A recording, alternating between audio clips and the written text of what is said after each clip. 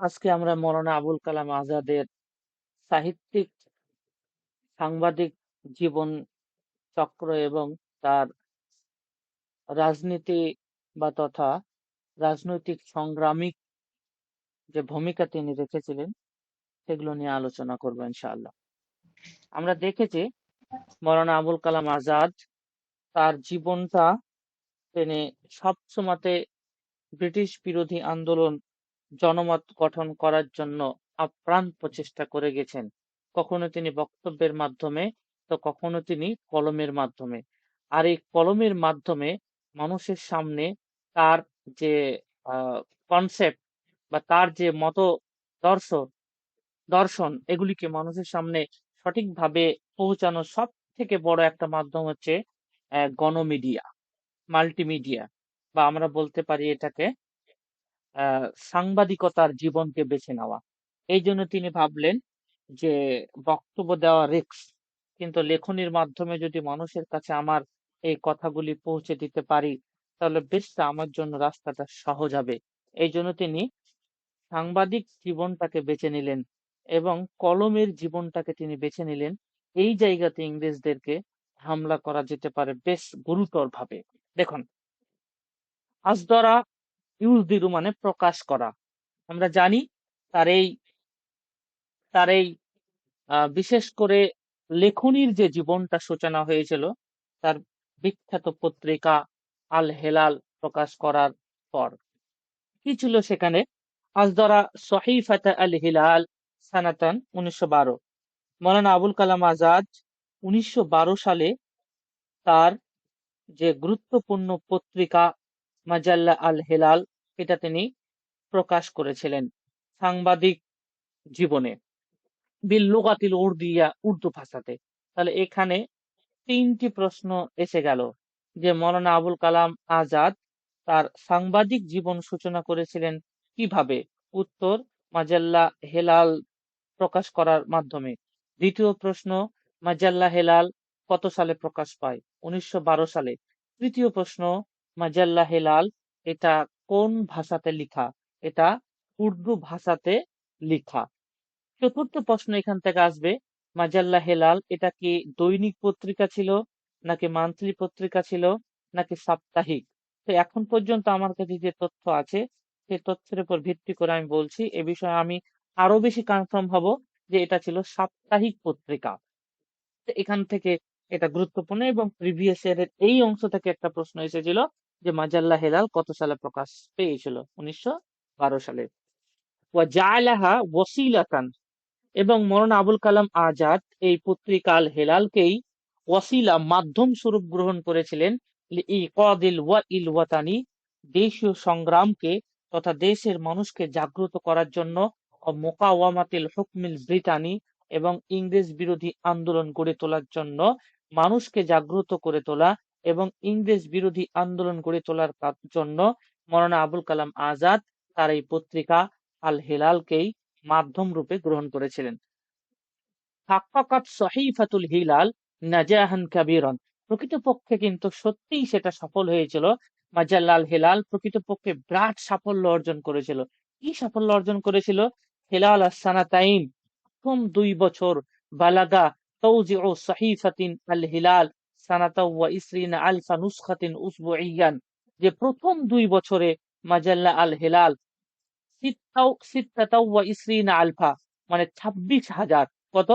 26,000 নুসখা সাপ্তাহিক, মানে আহ, এক সপ্তাহের মধ্যে বিক্রি হয়ে গেছিল। মানে প্রথম যে 2 বছরের মধ্যেই এক আধ সপ্তাহে 26,000 করে পত্রিকা বিক্রি হয়ে যেত। বা অন্য জায়গায় বলা হয়েছে যে প্রথম 2 বছরে টোটাল 26,000 পত্রিকা বিক্রি হয়েছিল। যেটাই মত হোক না কেন, এখান থেকে বোঝা যায় এটাই যে তার এই যে পত্রিকা মাজাল্লা আল হেলাল, এই পত্রিকাটি প্রথম পর্যায়ে বিরাট আলোড়ন তৈরি করেছিল যে উর্দু ভাষাতে এত সুন্দর, এত মাধুর্যপূর্ণ, এত আক্রমণাত্মক ভাষা দিয়ে, এত সুন্দর শব্দ চয়ন দিয়ে যে কারো অভিমতকে ব্যক্ত করা যায় মানুষের নিকটে, এটা সত্যি খুব মানুষের নিকটে প্রভাব এবং গ্রহণযোগ্যতা হয়েছিল। ফলে প্রথম সপ্তাহের দিকেই, মানে এই 2 বছরের মধ্যে এক এক সপ্তাহে বিক্রি হয়ে যেত 26,000 পত্রিকা, এই যে ছাপানো এগুলো সাপ্তাহিক উসবুইয়ান ওয়াহুয়া রাকমুন, আর এটা অনেক বড় একটা সংখ্যা। কি সংখ্যা? লাম ইউরাফু লাম ইউরাফ লাহু মাথিলুন ফি সাহাফাতিল উর্দি আন দাআকা। মাজাল্লা হিলাল প্রকাশের আগ পর্যন্ত উর্দু পত্রিকা সাহিত্যে এত সংখ্যক কোনো পত্রিকা বিক্রি হয়নি। তাহলে ফার্স্ট টাইম, প্রথম মাজাল্লাল হেলাল যখন তিনি প্রকাশ করলেন, তার যে বাণী, ইংরেজ বিরোধী আন্দোলন, মুসলিমদের জাগ্রত করে তোলা, হিন্দু মুসলিমদের ঐক্য গড়ে তোলার প্রচেষ্টা, এই যে বাণী, এই যে তার মতাদর্শ, এটা মানুষের হৃদয়কে সত্যি কেড়ে নিল। এবং এত পাঠক মাজাল্লা হেলালের হয়ে গেল যে সপ্তাহে প্রচুর পরিমাণে বিক্রি হতো, ছাপিয়ে শেষ করা যেত না। তাহলে এই প্যারাতে আমরা দেখতে পেলাম যে মাজাল্লাল হেলাল তিনি 1912 সালে প্রকাশ করেছিলেন।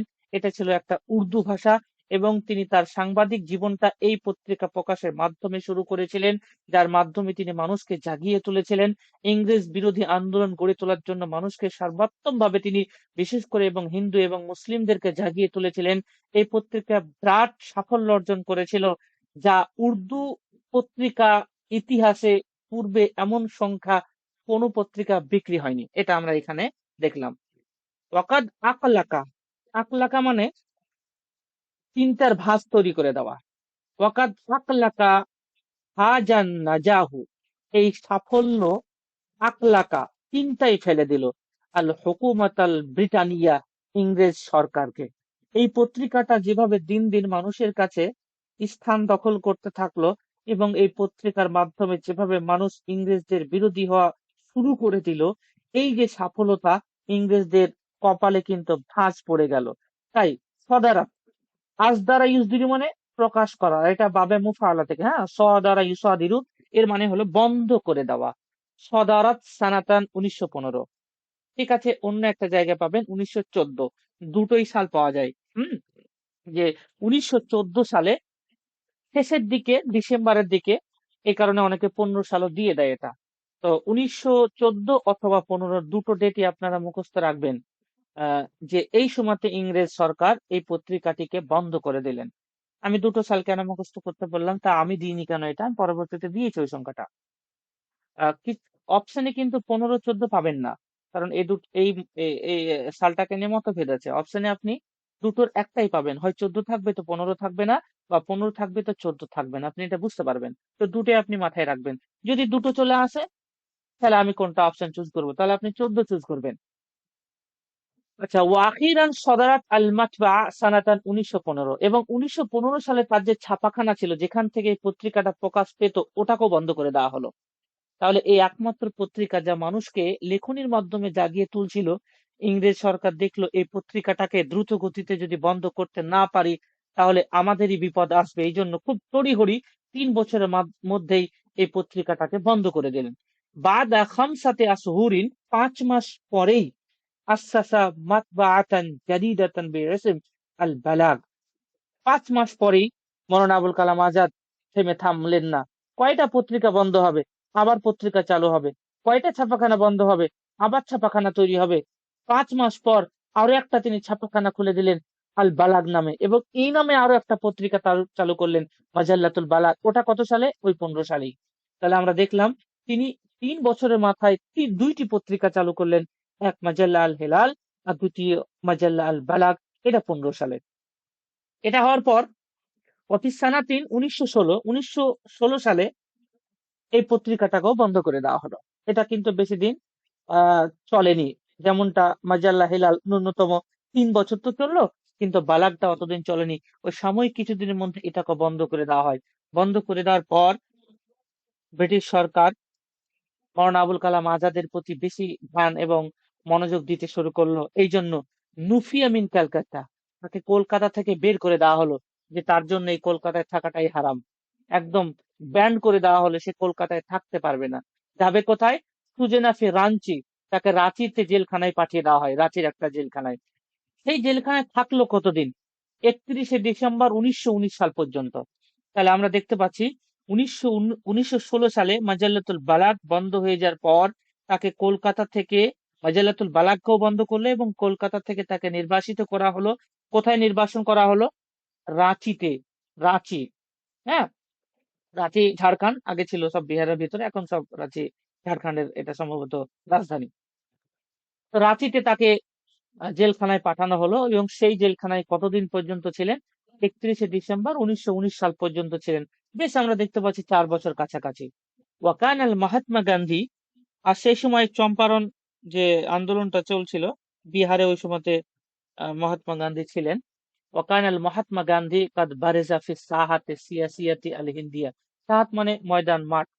আর সেই সময়তে মহাত্মা গান্ধী রাজনৈতিক, বিশেষ করে ভারতীয় রাজনৈতিক ফিল্ডে, ময়দানে বিরাট প্রভাবশালী ছিল। এটা মৌলানা আবুল কালাম আজাদ শুনেছিলেন যে গান্ধী নামে একজন ব্যক্তি, এও ব্রিটিশ বিরোধী আন্দোলন গড়ে তুলছেন, কিন্তু কখনো দেখাও হয়নি, তার সঙ্গে কখনো মিলিতও হয়নি, এবং তার মতাদর্শ কেমন এটা কখনো তিনি দেখেনওনি। ততদিন পর্যন্ত কিন্তু তিনি একাই এই কাজ চালিয়ে যাচ্ছেন। রাঁচিতে যখন তাকে জেলে ভরে দেওয়া হলো, তখন তিনি দেখলেন যে মহাত্মা গান্ধী এখন বিহারে আছে। এই সুযোগে যদি একবার দেখাটা হয়ে যেত, তাহলে হয়তো বা অনেকটা সুবিধা হতো। সংগ্রামী নেতা বা আরেক সংগ্রামী নেতার সঙ্গে সাক্ষাৎ করবে, এটাই স্বাভাবিক।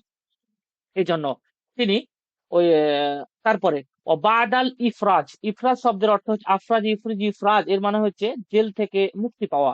বাদাল ইফরাজে আনহু, জেল থেকে মুক্তি পাওয়ার পর, ফিল ইয়ানানির 1920 জানুয়ারি মাসের 1920 সালের জানুয়ারি মাসে, ইলতাকা বিহি লিআউয়ালি মাররাতিন ফি দিল্লি, প্রথমবারের মতো তিনি ওই দিল্লিতে সরাসরি মহাত্মা গান্ধীর সঙ্গে সাক্ষাৎ করেছিলেন। এটা খুবই গুরুত্বপূর্ণ একটা অংশ, যে কলকাতা থেকে তাকে কত সালে নির্বাসিত করা হয়? 1916 সালে। তাকে কোথায় পাঠিয়ে দেওয়া হয়? কোন জেলে? তো রাঁচি জেলে। সেখানে কতদিন পর্যন্ত ছিলেন? 31শে ডিসেম্বর 1919 সাল পর্যন্ত। মহাত্মা গান্ধীর সঙ্গে তার প্রথম সাক্ষাৎ কোথায় হয়েছিল? দিল্লিতে। সালটা কত ছিল? 1920। মনে থাকবে আপনাদের? এবারে আল কিসমুস সামিন, 8 নম্বর অধ্যায়, যে বিষয়টি মূলত যে আদ-দুখুলু ফি সিয়াসাতি আন তরিকিস সাহাফা বা সিহাফা। তিনি রাজনৈতিক ফিল্ডে প্রবেশ করেছিলেন মূলত এই সাংবাদিক জীবন থেকেই। দেখুন না, এতক্ষণ পর্যন্ত তার তো সাংবাদিক জীবনই চলছে। তাকে এখন রাঁচির জেলখানাটাই আছে। তিনি যখন দেখলেন যে মহাত্মা গান্ধীর এখানে আছেন, এই জায়গাতে আছেন, তাহলে তার একটা বিরাট নাম, সুনামধন্য। তো সাংবাদিক জীবন থেকে তিনি যেহেতু জেলে গেলেন, ওইখান থেকে তিনি মহাত্মা গান্ধীর প্রতি প্রভাবিত হলেন। তাই এই জায়গা থেকেই কিন্তু তার মূলত রাজনৈতিক চেতনা তো জেগে উঠেছিল 1905 সালে, কিন্তু সরাসরি একদম মাঠে নামলেন কোথায়? এই সাংবাদিক জীবনের পরে, জেল খাটার পরে, মহাত্মা গান্ধীর সঙ্গে সাক্ষাৎ করার পরেই অনেক কথা হলো, অনেক বিষয় নিয়ে আলোচনা হলো। তিনি নিজের কথা তার সামনে পেশ করলেন, মহাত্মা গান্ধীর কথা তিনি শুনে প্রভাবিত হলেন, এবং তিনি অনায়াসে ভাবলেন যে এই মানুষটির কথা বিশ্বাস করা যেতে পারে, বা এই মানুষটির সঙ্গে যদি আমি একমত হই, বা এই মানুষটির সঙ্গে যদি আমি সঙ্গ দিতে পারি, তাহলে আমি যে স্বপ্নটা দেখছি, এই ভারতবর্ষকে দ্বিখণ্ডিত হতে দেব না, এই ভারতবর্ষকে মুক্ত আমি একদিন করবই, সেটা আমার কলমে হোক কিংবা আমার বাচন ভঙ্গিতে হোক। তো এই মানুষটিকে যদি আমি সঙ্গ হিসাবে পেয়ে যাই, সঙ্গী হিসাবে পেয়ে যাই, তাহলে আমার জন্য পথ চলাটা অনেকটা সহজ হবে। এই জন্য মহাত্মা গান্ধীর প্রতি কিন্তু তিনি বেশ তাই প্রভাবিত হলেন। আমরা দেখি এবার অফিস সানাতে 1912 আসদারা মৌলানা আবুল কালাম আজাদ জারিদা তাহুল আল উর্দি আল মশহুর আল হিলাল। এটা আমরা আগে দেখলাম যে 1912 সালে মাজাল্লা আল হিলাল উর্দু ভাষায় তিনি এটা প্রকাশ করেছিলেন। ওয়াকানাত হাদিহিল জারিদাতু, আর এই পত্রিকাটাই মূলত ওয়াসিলাতান মুহিম্মাতান, একটা গুরুত্বপূর্ণ মাধ্যম ছিল লিনাসরিল ওয়াই সিয়াসি আল সিয়াসি বাইনাল মুসলিমিন, মুসলিমদের মধ্যে রাজনৈতিক যে সচেতন, ওয়াইউন মানে কি? সচেতন বা মনোযোগ হতে পারে, যেটা মনে করবেন, যে লিনাসরিল ওয়াই সিয়াসি, রাজনৈতিক সচেতনতা, বিশেষ করে ব্রিটিশ বিরোধী আন্দোলনের ক্ষেত্রে এই কথাটা এখানে ব্যবহার করেছি আমি, যে মুসলিমদের ভিতরে ব্রিটিশ বিরোধী আন্দোলন গড়ে তোলার জন্য এই পত্রিকা বিরাট প্রভাব স্থান করেছিল। উর্দু ভাষায় লেখা, মুসলিমরা উর্দু পড়তে পারে ভালো, সে সময় ভারতবর্ষ উর্দু ভাষার একটা বেশ প্রচলন ছিল। ফলে মানুষ সহজ সরল ভাষায় তিনি লিখতেন। যেহেতু তিনি জন্মসূত্রে মক্কা হলেও তার শরীরে তো ইন্ডিয়ান আবহাওয়া আছে, ইন্ডিয়ান রক্ত আছে। ফলে ইন্ডিয়ান মানুষের কথা ইন্ডিয়ানরাই বেশি বুঝবে। ফলে এই জন্য মুসলিমদের মধ্যে এই পত্রিকাটা খুব গ্রহণযোগ্যতা হয়েছিল। এটা একটা ওয়াসিলা মুহিম্মা ছিল। ওয়াসিলা মুহিম্মা মানে গুরুত্বপূর্ণ একটা মাধ্যম। অমিন খিলালিহা, এই সময়তে কামা বিন নাকদে শদীদ, তিনি নাকদুন মানে সমালোচনা করা, শাদীদ মানে খুব, এই সময়তে তিনি খুব খুব সমালোচনা করতে শুরু করেছিলেন লিল হুকুমাতিল ব্রিটানিয়া, ব্রিটিশ সরকারের। কিভাবে না কিভাবে সমালোচনা করলেন? লেখনীর মাধ্যমে, অথবা বক্তব্যের মাধ্যমে, বা অন্যান্য মাধ্যমে। এবং তিনি আহ্বান করলেন মানুষকে, আম জনতা সাধারণকে তিনি বললেন, জাতি ধর্ম বর্ণ নির্বিশেষে সকলেই এক। এই ভারতবর্ষকে ধর্মের ভিত্তিতে ভাগ করে কখনোই মুক্ত করা সম্ভব নয়। এই ভারতবর্ষকে স্বাধীন করতে গেলে জাতি ধর্ম বর্ণ নির্বিশেষে দলিত আদিবাসী সকল প্রকারের মানুষকে ঐক্যবদ্ধ হয়ে লড়াইটা লড়তে হবে। এই জন্য তিনি মানুষকে আহ্বান করলেন ইলা ওয়াহদাতিল হিন্দুস ওয়াল মুসলিমিন, বিশেষ করে মুসলিম এবং হিন্দুদেরকে ঐক্যবদ্ধের দিকে, জাতীয় ঐক্যের দিকে তিনি ডাকলেন, আহ্বান করলেন। ওয়া নাসারা আফকার আল খিলাফাতি, এবং তিনি খেলাফাতি তার যে চিন্তাধারা, তিনি যে ভারতবর্ষকে নিয়ে কি ভাবেন, তার কি মতাদর্শ, এটাকে তিনি প্রকাশ করলেন। ওয়াল ইস্তিকলালিল ওয়াতানি, এবং দেশকে স্বাধীন করার যে তার যে ভাবনা, তার যে চিন্তা, তাদের স্বাধীন চিন্তাধারা, এই চিন্তাধারাকে মানুষের সামনে তিনি প্রকাশ করতে শুরু করলেন এই পত্রিকার মাধ্যমে না। অফি মুদ্দাতিন কাসিরাতিন, অল্প কিছু অল্প কিছুদিনের মধ্যে এই যে পত্রিকাটা, সেম একই কথা আবার রিপিট হয়েছে, যে ভাষা আলাদা। যে বালাগা আদাদু কোর্রা, কোর্রা মানে পাঠক, বালাগা আদাদু কোর্রা পাঠকদের সংখ্যা, বিশেষ করে জারিদাতুল হেলাল, হেলাল পত্রিকার আকসারা মিন সিত্তাতি ওয়া ইসরিনা আলফান, 26,000 বেড়ে গিয়েছিল দ্রুত গতিতে, অল্প দিনের মধ্যে এতটা প্রভাব দখল করেছিল এই পত্রিকাটি।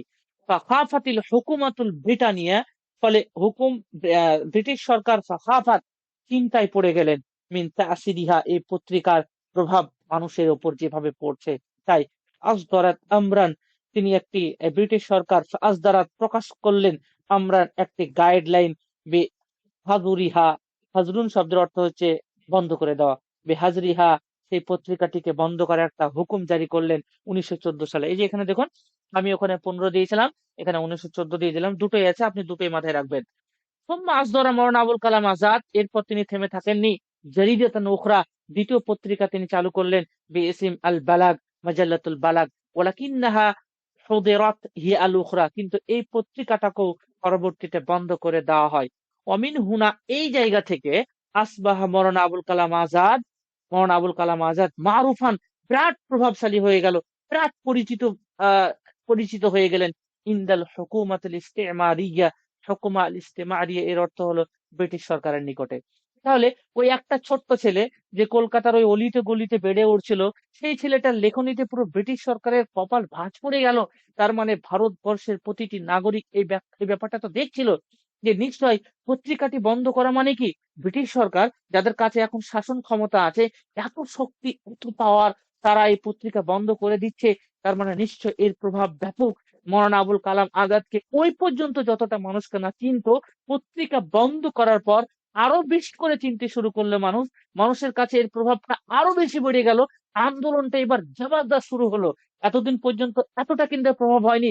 ব্রিটিশ সরকার চেয়েছিল পত্রিকাটা বন্ধ করে দিলে হয়তো বা সমাধান ঘটবে, কিন্তু ব্যাপারটা উল্টে গেল। পত্রিকা বন্ধ করার ফলে বন্ধ করার প্রভাবটা মানুষের নিকটে আরো পজিটিভলি পড়লো। এই কারণে মৌলানা আবুল কালাম আজাদ মারুফান, পরিচিতি লাভ করলেন ইন্দাল হুকুমাতুল ইস্তেমারিয়া, ব্রিটিশ সরকারের নিকটে, বিআন্নাহু তাসিরুন খতিরুন, তিনি এক খতরনাক প্রভাবশালী ব্যক্তি। এই ব্যক্তিকে নজরে না রাখলে যে কোনো মুহূর্তে পটল তুলতে হবে, এটা ব্রিটিশ সরকার বুঝতে পেরেছিল। ও বুঝতে পেরেছিল এই ছোট্ট ছেলেটি, যার কলমের ঝংকারে পুরো ভারতবর্ষ কাঁপছে, এই ছোট্ট ছেলেটি যার কলমের কালি আমাদের বিরুদ্ধে আন্দোলন গড়ে তুলছে, এই ছোট্ট ছেলেটি যে আগামী দিনে ভারতবর্ষের প্রথম শিক্ষামন্ত্রী হবে, প্রতিটি ছাত্রের হৃদয়ে, প্রতিটি স্কুলে, বিশ্ববিদ্যালয়, কলেজ, প্রত্যেক জায়গায় মৌলানা আজাদের যে নাম লেখা থাকবে, শায়দ ওই সময় তো হয়তো ভারতবর্ষের মানুষ অনুভাব না করতে পারলো, ব্রিটিশ সরকার কিন্তু ভালোই বুঝতে পেরেছিল, না হলে তার এই পত্রিকা বন্ধ করতো না। তার মানে তিনি এই প্রথম কোন মুসলিম, যার এই পত্রিকাকে ব্রিটিশ সরকার এত বেশি গুরুত্ব দিয়ে পত্রিকাটিকে বন্ধ করে দিলেন। আমরা দেখবো এরপরে কি হলো তারপর। আসিজনু ওয়ান নুজু সিয়াসি, রাজনৈতিক এবং সরি আসিজনু জেল, ওয়ান নুজুজু সিয়াসি, এবং রাজনৈতিক সংগ্রাম বা রাজনৈতিক নির্বাসন, যে তাকে যেতে হয়েছিল। বিশেষ করে আমি ওখানে তো 1900 বললাম, কলকাতা থেকে তাকে তাড়িয়ে দেওয়া হয় এবং তাকে রাঁচিতে যেতে হয়, এবং 1919 সাল 31শে ডিসেম্বর সাল পর্যন্ত ছিল। শুধু ওখানে না, ওই একটা জেল না, বরং বাইনা সানাতিন 1916 থেকে 1920 সাল, এই যে এই 4 বছরে উতকিলা মৌলানা আবুল কালাম আজাদকে বেশ কয়েকবার উতকিলা মানে আটক করা হয়েছিল। মাররাতিন ইদ্দাতান, অনেকবার। ওয়াকাযা ফাতারাতিন তাবিলাতান ফি সিজিন, এই সময় বেশ লম্বা একটা সময় তিনি জেলখানাতে কাটিয়েছিলেন। ওয়া খিলালা উজুদিহি ফি সিজিন, জেলখানাতে থাকার কারণে তাফাক্কারা, এই জেলখানাতে থাকার সময়তে, উজুদ মানে থাকা, অবস্থান করা, হ্যাঁ, ও উজুদিহি মানে তার অবস্থান করা, ফি সিজনি মানে জেলখানাতে, খিলালা মানে ডিউরিং, সে সময়। খিলালা উজুদিহি ফি সিজনি, ওই সময় জেলে থাকার কারণে মৌলানা আজাদ তাফাক্কারা, চিন্তা করতেন, আমিকান, গভীর ভাবে, ওয়াকিয়াল হিন্দ, আসিয়াসি, ভারতের এই রাজনীতির বিষয়টাকে নিয়ে। ওয়াসালা ইলা নাতিজাতিন মুহিম্মাতিন, এবং তিনি একটা গুরুত্বপূর্ণ সিদ্ধান্তে পৌঁছাতেন। ওই জেলে আছেন, জেলে, শরীর জেলে আছে, কিন্তু তার ব্রেন, তার মেধা, তার চিন্তা, তার কলমের আর্তনাদ, পুরো ভারতবর্ষকে কিভাবে মুক্ত করা যায় এটা চিন্তায় তিনি আছেন। তিনি ভাত খাচ্ছেন, তবুও তিনি স্বাধীনতার অঙ্ক কষছেন। তিনি ওই ইংরেজ সরকার যখন ওই সকালবেলায় গেটটা খুলে দিত, নামাজটা ঠিকঠাক পড়তে দিত না, এত কষ্টে তাকে এই জেলখানায় রাখা হয়েছিল। ছোট্ট বালক, ইয়ং, টকবগে গায়ে রক্ত আছে, কে তাকে বাধা প্রদান করবে? বলেছিলেন, ছোট্ট কণ্ঠে তিনি বলেছিলেন যে আজাদ কলমের কাছে মাথা নত করবে, কিন্তু ব্রিটিশ সরকারের কাছে মাথা নত করবে না। এই সময় কিন্তু তার ওই জেলখানাতে থাকলো, তার সম্পূর্ণ মনোযোগ ভারতকে কিভাবে মুক্ত করা যায় এই চিন্তায় ছিল। ইলা নাতিজাতিন মুহিম্মাতিন, একটা গুরুত্বপূর্ণ নাতিজা, একটা গুরুত্বপূর্ণ ফলাফলের দিকে তিনি সবসময় যেতেন। ওয়াহিয়া, সে ফলাফলটা কি ছিল? কি একটা গুরুত্বপূর্ণ সিদ্ধান্ত তিনি পৌঁছালেন, জেলে গেলেন, এক্সট্রা অভিজ্ঞতা হলো, আলাদা একটা ইউনিক এক্সপিরিয়েন্স হলো। সে এক্সপিরিয়েন্স থেকে তিনি একটা কনসেপ্ট নিজের মাথায় ঢুকালেন। সেই কনসেপ্টটা কি? সেটি হলো আন্না তাহরির আল হিন্দ। তাহরির মানে স্বাধীন। আন্না তাহরির আল হিন্দ, ভারতবর্ষকে স্বাধীন করা, লা ইউমকিন, সম্ভব নয়, আইয়াতা হাক্কাকা বিসিয়াসাতে দিনিয়া ফাকাত, ধর্মীয় রাজনীতি করে কখনোই ভারতবর্ষকে স্বাধীন করা যাবে না। আমি যদি শুধুমাত্র মুসলিমদের মধ্যে সীমাবদ্ধ থাকি, আজাদের আন্দোলন যদি মুসলিমদের মধ্যে সীমাবদ্ধ থাকে, তাহলে এই ভারতবর্ষকে মুক্ত করা সম্ভব নয়।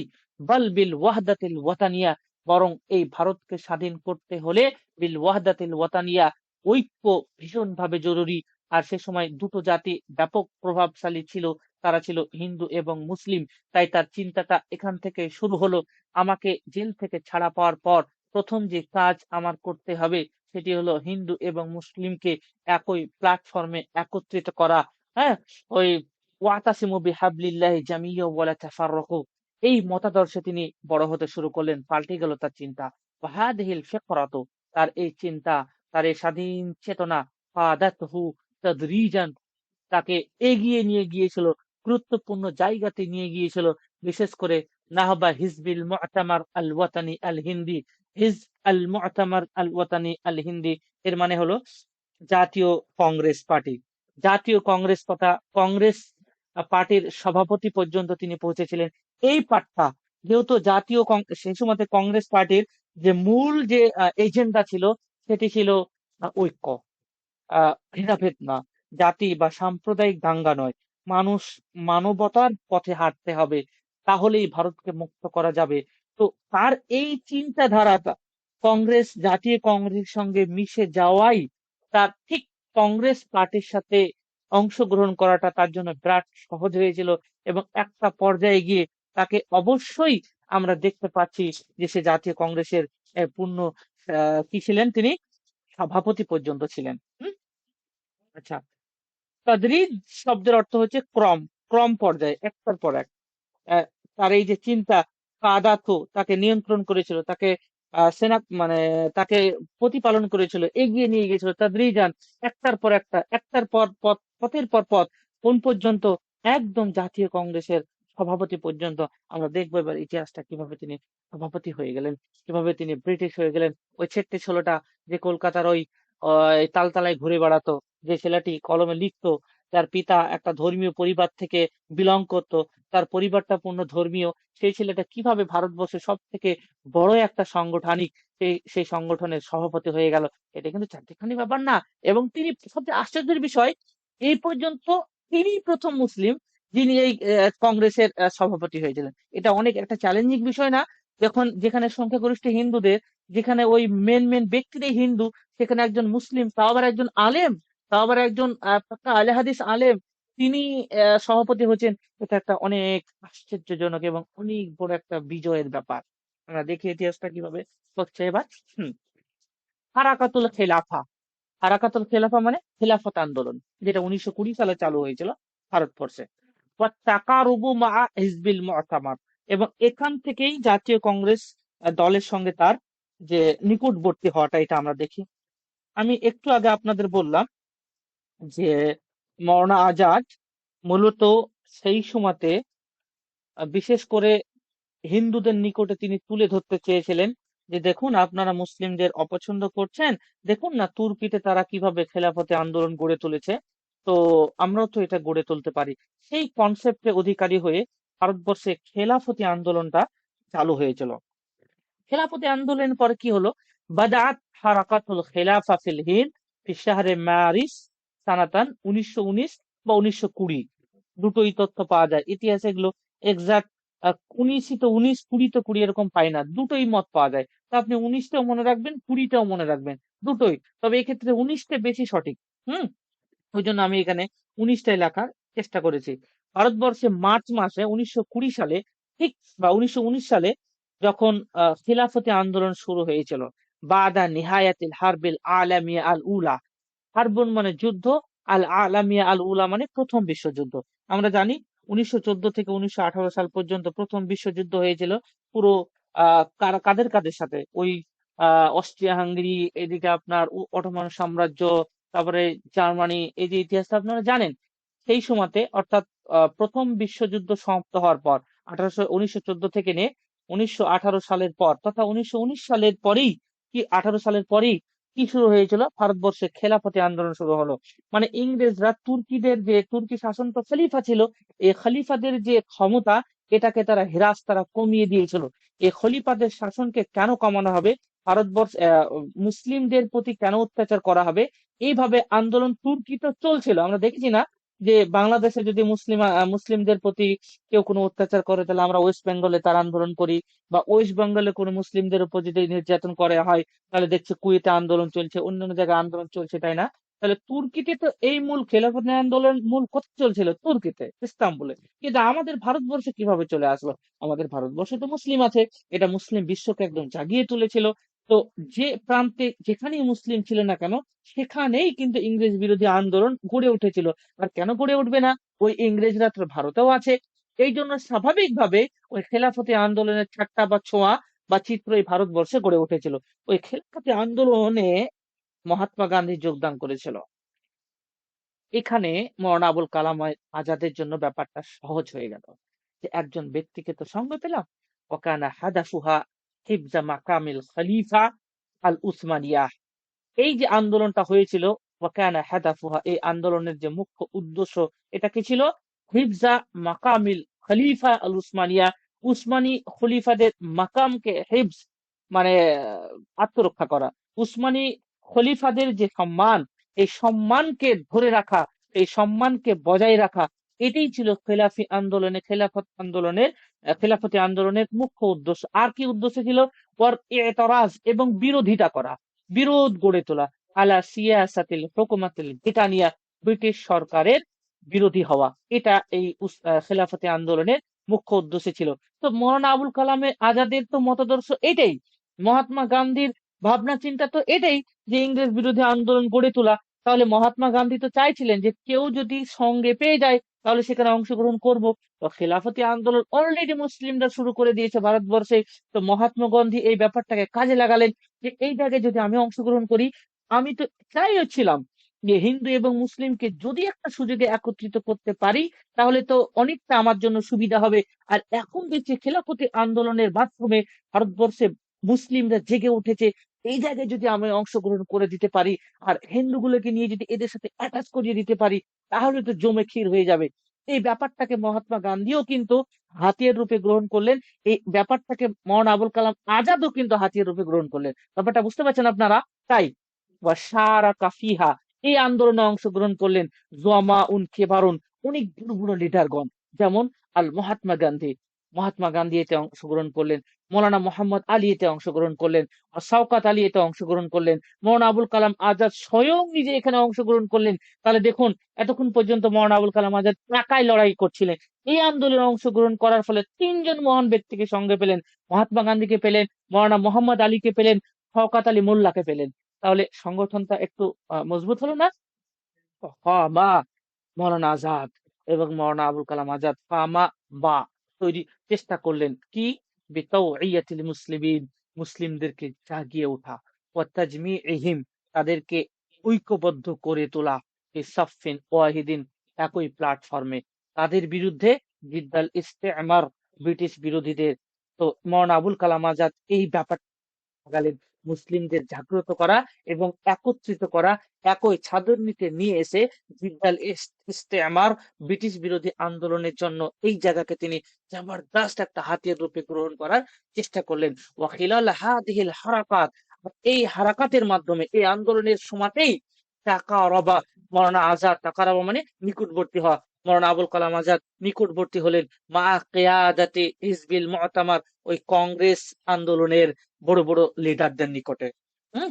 তাহলে এই আন্দোলনের মাধ্যমে মৌলানা আবুল কালাম আজাদ, এই যে যারা এই কংগ্রেসের বিশেষ করে যারা ভালো ভালো নেতা বর্গ ছিল, তাদের সঙ্গে কিন্তু এই জায়গাতে তিনি বেশ একটা অংশগ্রহণ করলেন এবং তিনি তাদের সঙ্গে পরিচিতি লাভ করলেন, তাদের কনসেপ্ট, তাদের ভাবনা চিন্তা তিনি এখান থেকে নিতে থাকলেন।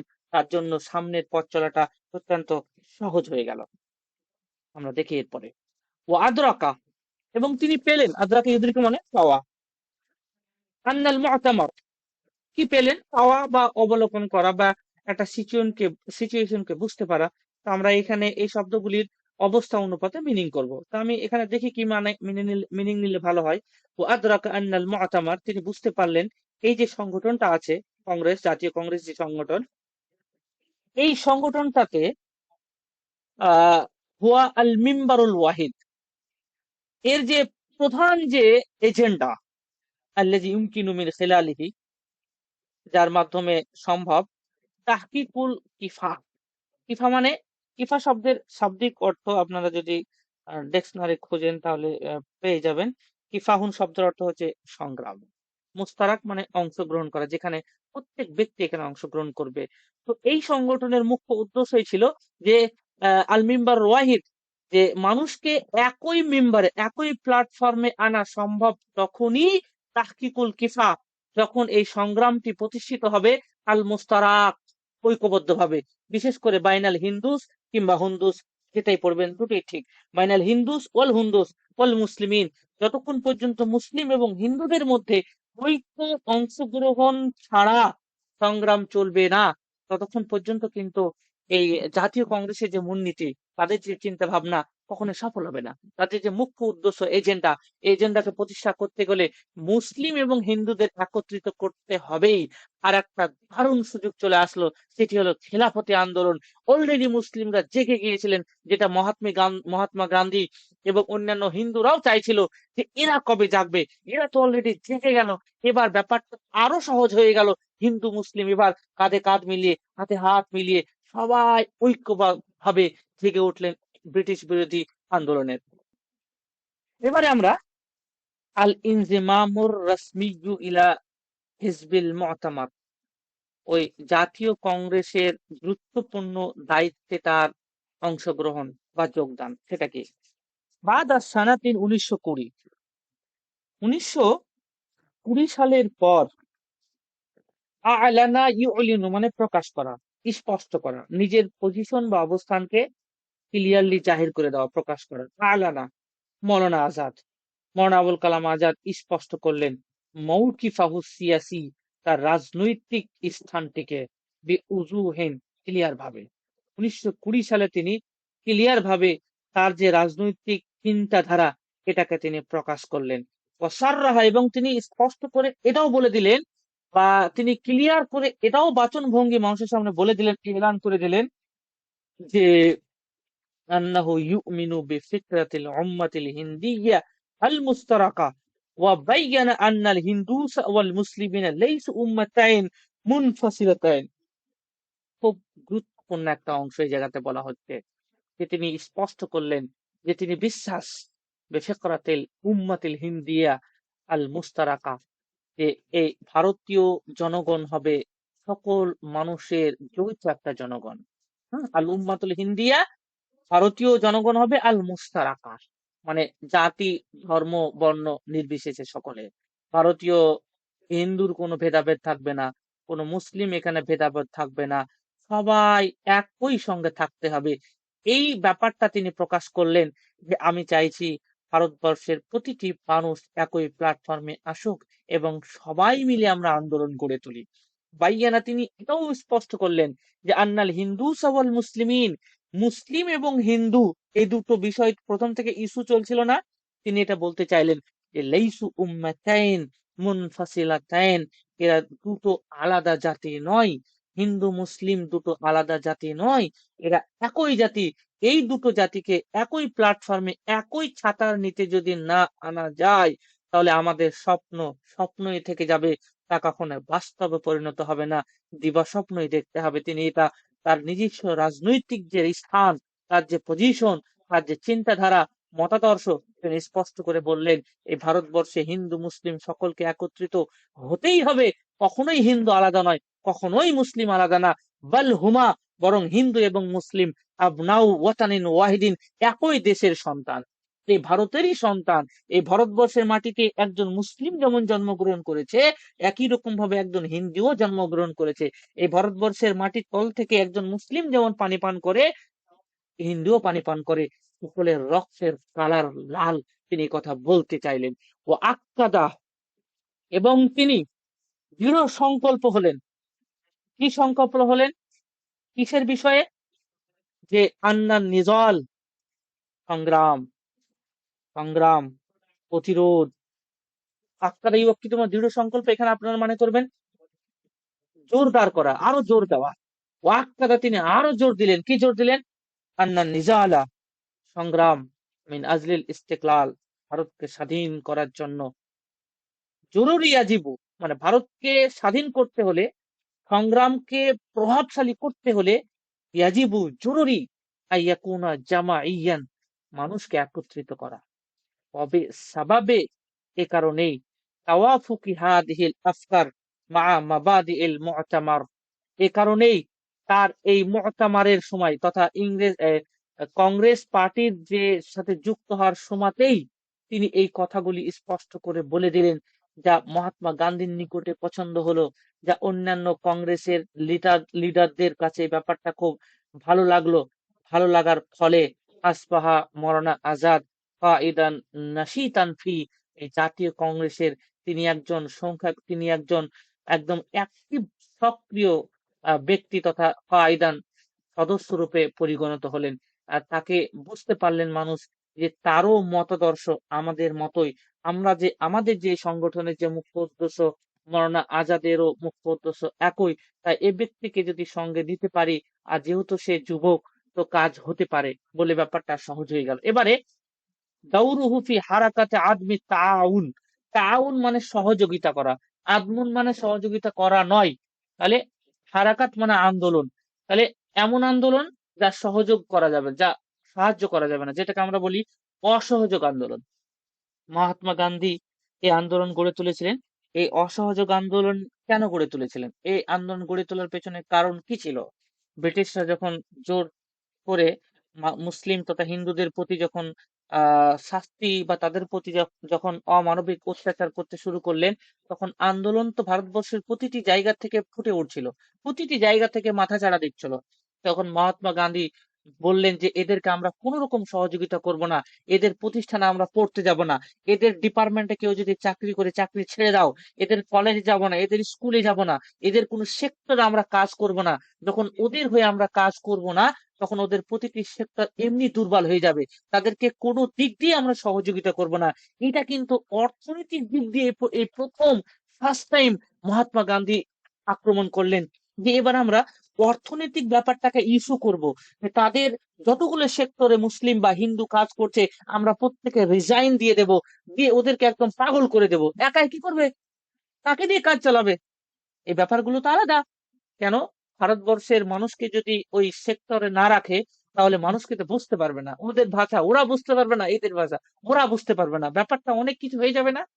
এই কারণে শাহরে ডিসেম্বর সানাত 1920 সালের ডিসেম্বর মাসে আলানা মহাত্মা গান্ধী ঘোষণা করে দিলেন হারাকাত আদামি তাউন, অসহযোগ আন্দোলন। কোন রকম সাপোর্ট করা যাবে না ইংরেজদের। ওকাত আইয়াদাহা মাওলানা আইয়াদা ইউয়াইদু মানে সাপোর্ট করা। ওকাত আইয়াদাহা মাওলানা আবুল কালাম আজাদ, এবং মাওলানা আবুল কালাম আজাদ এই ব্যাপারটাকে মন থেকে সাপোর্ট করলেন। তা ঈদান কামিলান, পূর্ণভাবে। তিনি তো চাইছিলেন যে খেলা এবার জমে উঠেছে, এই না হলে হয় নাকি। এবার তো তিনি আরো জোর জোর দিলেন। যত মানুষ এই মহাত্মা গান্ধীর আন্দোলনের ডাকে সাড়া দিলেন, যতজন তাদের অধীনে কাজ করত, চাকরি করত, তাদের কোর্টে, তাদের কেরানিতে, বিভিন্ন ওই কি বলছে গ্রুপ সি গ্রুপ ডি, যত রকমের চাকরি ভাবতে পারেন আজকের ভাষায়, সব চাকরিগুলি কিন্তু ওই ছেড়ে দিতে শুরু করলো। ফলে প্রত্যেকটা সেক্টর অচাল হয়ে পড়লো। কে কাজ করবে এগুলো? বিরাট মাথা চোখে ভাঁজ পড়ে গেল এবার ইংরেজদের। বাপরে, অসহযোগ আন্দোলন, তাহলে কি হবে? নেতাদের গ্রেপ্তার করতে হবে, এছাড়া তো তাদের তো কোনো দৌড় নেই।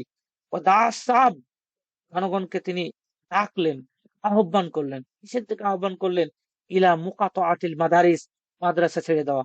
মুকাতা মানে ত্যাগ করা, কাতা ইউকাতিল মুকাতা মানে ত্যাগ করে দেওয়া, সম্পর্ক নষ্ট করে দাও। ইলা মুকাতা আতিল মাদারিস, প্রতিষ্ঠানগুলি থেকে চাকরি রিজাইন করে চলে আসো। আর কি? ওয়াল কুল্লিয়াতিল হুকুমিয়া, গভর্নমেন্ট কুল্লিয়া মানে কলেজ, গভর্নমেন্ট সরকারি কলেজগুলি থেকে ইস্তফা দিয়ে দাও। যারা শিক্ষক ছিল, যারা প্রফেসর ছিল, তারা প্রত্যেকেই আহ রিজাইন দিয়ে চলে গেল। অমুকতাতিল মুহাকিম, কোর্ট, পলি দ্বারা প্রশাসনিক ব্যাপারগুলি, বিশেষ করে ব্রিটানিয়া, ব্রিটিশ যে প্রশাসনিক বা যে কোর্টে যারা চাকরি করত, তাদেরকে তিনি আহ্বান করলেন তোমরা প্রত্যেকে চাকরি ছেড়ে দাও। দেখি কিভাবে চলছে। এবার অর্থনৈতিক দিক দিয়ে, প্রশাসনিক বিষয়ে এই অসহযোগ আন্দোলন বিরাট আকার ধারণ করলো। এদের তো মাথা খারাপ হয়ে গেল। কি করে কি চলবে? অফিস আদালত সবই তো বন্ধ। এবার প্রথম থেকে যে ভারতবর্ষের মানুষরা এই কাজগুলি করে আসছিল, একদিনে তো ওদের মাথা চুল উড়ে যাবে, কিভাবে কি হবে না হবে। বিরাট ফাঁসাতে পড়ে গেল তারা। অবে সাবাবে নাশাতি সিয়াসি, রাজনৈতিক সক্রিয়তা এখানে বিরাট প্রভাব পেল। ও তো কেলা, এ কারণে আটক হয়ে গেল ইদ্দাতা মাররাতিন, কয়েকবার। এখানে মহাত্মা গান্ধী শুধু একা একাই আটক হলো না, মৌলানা আজাদ আটক হলো, অন্যান্য লিডাররা এখানে আটক হলেন এই অসহযোগ আন্দোলন গড়ে তোলার কারণে। وفي هذه المرحلة, এই সময়তে আসবাহ মাওলানা আজাদ আহাদা আহাম্মি কাদাতিল মু'তামার, এই জাতীয় কংগ্রেস সংগঠনের একজন গুরুত্বপূর্ণ নেতা রূপে তিনি পরিগণিত হতে থাকলেন। ও মুমাসসিলান বাহারিজান, একজন চমৎকার বিশেষ ব্যক্তি রূপে তিনি পরিগত হলেন, একজন আইডিয়াল রূপে পরিচয় বহন করতে থাকলেন তাদের সামনে, লিল মুসলিমিনা, মুসলিমদের সামনে। যে এই ছোট্ট একটা ছেলেটা, যে ছেলেটাকে কিছুদিন পূর্বে জানতো না, 1912 সালে একে মানুষ চিনতে শুরু করেছে, সেই ছেলেটা আজকে এই মাত্র 8-9 বছর বয়সে, 8-9 বছর সময় অতিক্রম করতে না করতেই এখনো 30 বছর হয়নি, মানুষ তাকে একজন আইডিয়াল হিরো রূপে চিনতে শুরু করলো। ও রমজান লিল ওয়াহদাতিল ওয়াতানিয়া, এবং তিনি জাতীয় ঐক্য গঠনের পেছনে রমজান ভীষণ গুরুত্ব দিতে শুরু করলেন। এই কারণেই মানুষের কাছে তিনি নয়নের মণি হলেন, হিরো রূপে তিনি পরিগণিত হয়ে গেলেন। এই ব্যাপারটা এখানে হলো অসহযোগ আন্দোলন। আমরা দেখছি পুরো ইতিহাসটাকে আস্তে আস্তে টেনে নিয়ে যাওয়ার। হ্যাঁ, ইন্তেখাবুহু রাইসান লিহিজবিল মু'তামার, জাতীয় কংগ্রেসের তিনি এবার সভাপতি হচ্ছে। দেখুন 20 সাল পর্যন্ত আমরা এসেছি মাওলানা আজাদের, বাকি আরো আছে, দেখি এবার। ওকেদা, ওকেদা শব্দের অর্থ হচ্ছে অনুষ্ঠিত হওয়া। ওকিদাল মু'তামার হিজবিল মু'তামার, জাতীয় কংগ্রেসের একটা বিশেষ সভা অনুষ্ঠিত হলো। সেটা কবে হয়েছিল? সেটি ডিসেম্বর মাসে দিল্লিতে হয়েছিল 1923 সালে। সেই সময়তে জেল থেকে ছাড়া পেলেন মহাত্মা গান্ধী, ছাড়া পেলেন। তারপরে ওখানে আরো অন্যান্য যারা সক্রিয় নেতা ছিল, যাদেরকে জেলে আটক করে রেখেছিল বিভিন্ন ভারতবর্ষের বিভিন্ন প্রান্তরে, তারা যখন ছাড়া ছাড়া পেলেন, তখন 1923 সালে দিল্লিতে কংগ্রেসের একটা মিটিং বসলো। একটি মিটিং ভারতকে কিভাবে স্বাধীন করা যায় এবং আন্দোলনটাকে সামনে কিভাবে আরো সক্রিয়ভাবে এগিয়ে নিয়ে যাওয়া যায়। 1923 সালের ডিসেম্বর মাসে মিটিং হয়ে গেল ওয়াকারাতিল হিন্দ আন্দ আকা। আর ওই সময়তে ভারতবর্ষ তুওয়াজিহু আহ আহ, মুখোমুখি করছিল ফিতানান ফেতনা তইফিয়াতান, বিভাদের বিভেদ আপোষের মধ্যে। ওই সময়তে ভারতবর্ষ যে ফেতনার সম্মুখীন করছিল, যে ফেতনাটাকে আহ সামনে থেকে দেখছিল, সেটি ছিল মানুষের ভিতরে বিভেদমূলক তথা ঐক্যহীনতার, হুম আনইউনিটির যে ব্যাপারটা, মানুষের ভিতরে কোনো ঐক্য ছিল না, এইটা একটা তৎকালীন সময়ে বিরাট একটা ফেতনা আকার রূপ ধারণ করেছিল। এই ফেতনাটাকে কিভাবে দূর করা যায়, মুসলিম এবং হিন্দুদেরকে বিশেষ করে কিভাবে একত্রিত করা যায়, এই বিষয় ছাড়াও আরো অন্যান্য বিষয়ে একটা এজেন্ডা বেঁধে 1923 সালে দিল্লিতে একটা কংগ্রেসের মিটিং হচ্ছে এবং সেই মিটিং এ আমাদের এই মৌলানা আবুল কালাম আজাদ উপস্থিত আছেন। দেখি মিটিং এ কি হচ্ছে এবার। ওয়াদাআফান ফিল ওয়াহাদাতিল ওয়াতানিয়া, এবং ঐক্যের যে ত্রুটি মানুষের ভিতরে, এটাকে কেন্দ্র করেও এটাও কিন্তু ভারতবর্ষে একটা বড় ফিতনা ছিল। ফাহতাজাল মু'তামার ইলা কায়দিন, তাই ফাহতাজা প্রয়োজন মনে করছিলেন, আল মুহতামার এই জাতীয় কংগ্রেস সংগঠনটি, এরা মনে করছিলেন ইলা কায়দিন, এমন কি কোনো সেনাপতি পাওয়া যাবে, এমন কি কোনো নেতা, সংগ্রামী নেতা পাওয়া যাবে, ইয়াহদা, যিনি অর্জন করতে পারবেন বিসসাকাতিল মুসলিমিন, মুসলমানদের ভরসাকে। এই সময়তে যেহেতু ভারতবর্ষে ঐক্যের সমস্যা চলছিল, জাতীয় ঐক্যের সমস্যা চলছিল, সেই জন্য জাতীয় কংগ্রেস ভাবছিলেন এমন একজন নেতার প্রয়োজন যে বিশেষ করে মুসলিমদের ভরসাকে জাগিয়ে তুলতে পারবেন, মুসলিমদেরকে জাগিয়ে তুলতে পারবেন। এটা জাতীয় কংগ্রেস চাইছিল। ঠিক সামনে তো একজন মহান ব্যক্তি আছে না, ওয়াদউ, এবং ওই ব্যক্তি মানুষকে ডাকবে কোন দিকে, ইলাল ওয়াহদাতি, মানুষকে ঐক্যের ডাক ডাকবে, অবিল ইজমাই। তাই দেখলো এই মুহূর্তে মৌলানা আজাদের থেকে আর উপযুক্ত কোনো ব্যক্তি নেই যে মুসলিমদের সামনে এতটা প্রভাবশালী। এ কারণে খুবই অল্প বয়সে তিনি প্রথম, যার অল্প বয়সে তিনি এই জাতীয় কংগ্রেসের সভাপতি নির্বাচিত হয়েছিলেন। অবিল ইজমাই, পরীক্ষা নিরীক্ষা করার পর প্রত্যেকের ঐক্য মতে মুনতখিবা, চয়ন করা হলো মৌলানা আবুল কালাম আজাদকে রাইসান, প্রেসিডেন্ট রূপে, সভাপতি রূপে হিজবিল মু'তামার, এই জাতীয় কংগ্রেসের। এখানটা বিরাট গুরুত্বপূর্ণ একটা অংশ। আমি এখানে ডেট ফেট কিছুই দিইনি, নিচে সব ডেট দেওয়া আছে। মৌলানা আবুল কালাম আজাদ এই জায়গাতে তিনি ইংরেজ জাতীয় কংগ্রেসের এত অল্প বয়সে মুসলিমদের ফার্স্ট টাইম, প্রথম কোন মুসলিম প্রথমবারের মতো এই জাতীয় কংগ্রেসের সভাপতি নির্বাচিত হলো। বয়সটা কত, ওয়াকানা উমরুহু বা উমরুহু, সেই সময় তার বয়স ছিল হিনাইদিন খামসা ওয়া সালাসিনা সানাতান, 35 বছর। 35 বছর বয়সে এই মহাত্মা গান্ধী, এত বিজ্ঞ একজন পণ্ডিত, আরো অন্যান্য জওহরলাল নেহরু, আরো অন্যান্য ব্যক্তিদের মধ্যে উনি সভাপতি হয়ে গেলেন। এটা আপনারা চারটিখানি ব্যাপার মনে করিয়েন না কিন্তু, এটা কিন্তু ওই সময়তে, ওই যখন পরিবেশ পূর্ণ গরম, ওই সময়তে সভাপতি হওয়া মানে হিন্দুদের জায়গা একটা দখল করে নেওয়া। যে এই ছেলেটা তো মুসলিম, এ সভাপতি হয়েছে, মানে মানুষকে একটা মেসেজ দিতে চাইছেন এবং তিনি মেসেজ দিয়েছেনও যে আমি মুসলিম হতে পারি, কিন্তু আমার গায়ের রক্ত কালার ওইটাই যেটা তোমার গায়ে রয়েছে। মানুষ ইনাকে গ্রহণ করতে শুরু করলেন এবং সেই সাথে সাথে এই জায়গা থেকেই এটা মূলত তাকে পরবর্তীতে ভারতবর্ষের স্বাধীন প্রথম শিক্ষামন্ত্রী হওয়ার পেছনে বিরাট ভূমিকা পালন করেছিল। কি আছে এখানে, ও আউয়াল আলিমিন দীনিয়্যিন ইয়াতাওয়াল্লা হাদাল মানসিব, এই জায়গা থেকেই আচ্ছা, ও আউয়াল আলিমিন, তিনি হচ্ছেন প্রথম আলিম, দ্বীনি আলেম, ধর্মীয় একজন আলিম, ইয়াতাওয়াল্লা হাদাল মানসিব, যে এই জায়গাতে স্থান পেলেন। বিশেষ করে জাতীয় কংগ্রেসের সভাপতি নির্বাচিত হওয়া তিনি প্রথম কোন আলিম যিনি একজন মৌলানা হয়ে, যিনি একজন আলেম হয়ে জাতীয় কংগ্রেসের সভাপতি হলেন। এটা কিন্তু একজন মুসলমানের জন্য বিরাট বড়। তাহলে যারা বলে যে স্বাধীনতা আন্দোলনে মুসলিমদের কোনো অবদান নেই, তাদের এই ইতিহাসগুলো তারা কোথায় লুকিয়ে রাখে, তাদের কি মনে নেই এইসব ইতিহাসগুলো? কিভাবে একজন ওই 35 বছরের ছেলেটা জাতীয় কংগ্রেসের সভাপতি হয়ে গেল। তারা এই কথাটাকে কিভাবে অস্বীকার করবে, যারা বলে মুসলিমদের কোন রকম ভারতবর্ষ তথা স্বাধীনতায় তাদের কোনো অবদান নেই? আর কোন দীনেশ বাদলকে নিয়ে পাগল হয়ে পড়ে আছে। আচ্ছা, এটা এখানে পেলাম। দ্বিতীয় আন্দোলন এবার দেখবো। 1923 সালে তো সভাপতি হলো, দ্বিতীয়বার তিনি সভাপতি হয়েছিলেন, সরি, প্রেসিডেন্ট হয়েছিলেন। এটি ছিল 1940 থেকে 46 সাল, এই 6 বছর। তিনি প্রথম একবার সভাপতি হলেন, দ্বিতীয় সভাপতি হয়েছিলেন 1940 থেকে নিয়ে 1946 সাল পর্যন্ত। এই যে দীর্ঘ 6 বছর লম্বা সময় পর্যন্ত তিনি সভাপতি ছিলেন। কেন এই সময় লম্বা সময়টা হয়েছিল? এই সময়তে মৌলানা আজাদ সহ ওই জাতীয় কংগ্রেসের বড় বড় মুখ্য লিডার প্রত্যেকে জেলে ছিল। কেউই এই কংগ্রেস আন্দোলনকে গড়ে তুলতে পারছিলেন না। ব্যাপারটা ভালো করে বোঝেন। 1929 সালে লাহোর একটা অধিবেশন হয়েছিল, লাহোরে। ওখানে জাতীয় কংগ্রেসের নেতারা একটা সিদ্ধান্ত নিল যে আমরা 1930 সাল থেকে 26শে জানুয়ারিকে ভারতবর্ষের স্বাধীনতা দিবস রূপে ঝান্ডা উত্তোলন করব সামনে বছর 1930 সালে। পাক্কা কথা হয়ে গেল।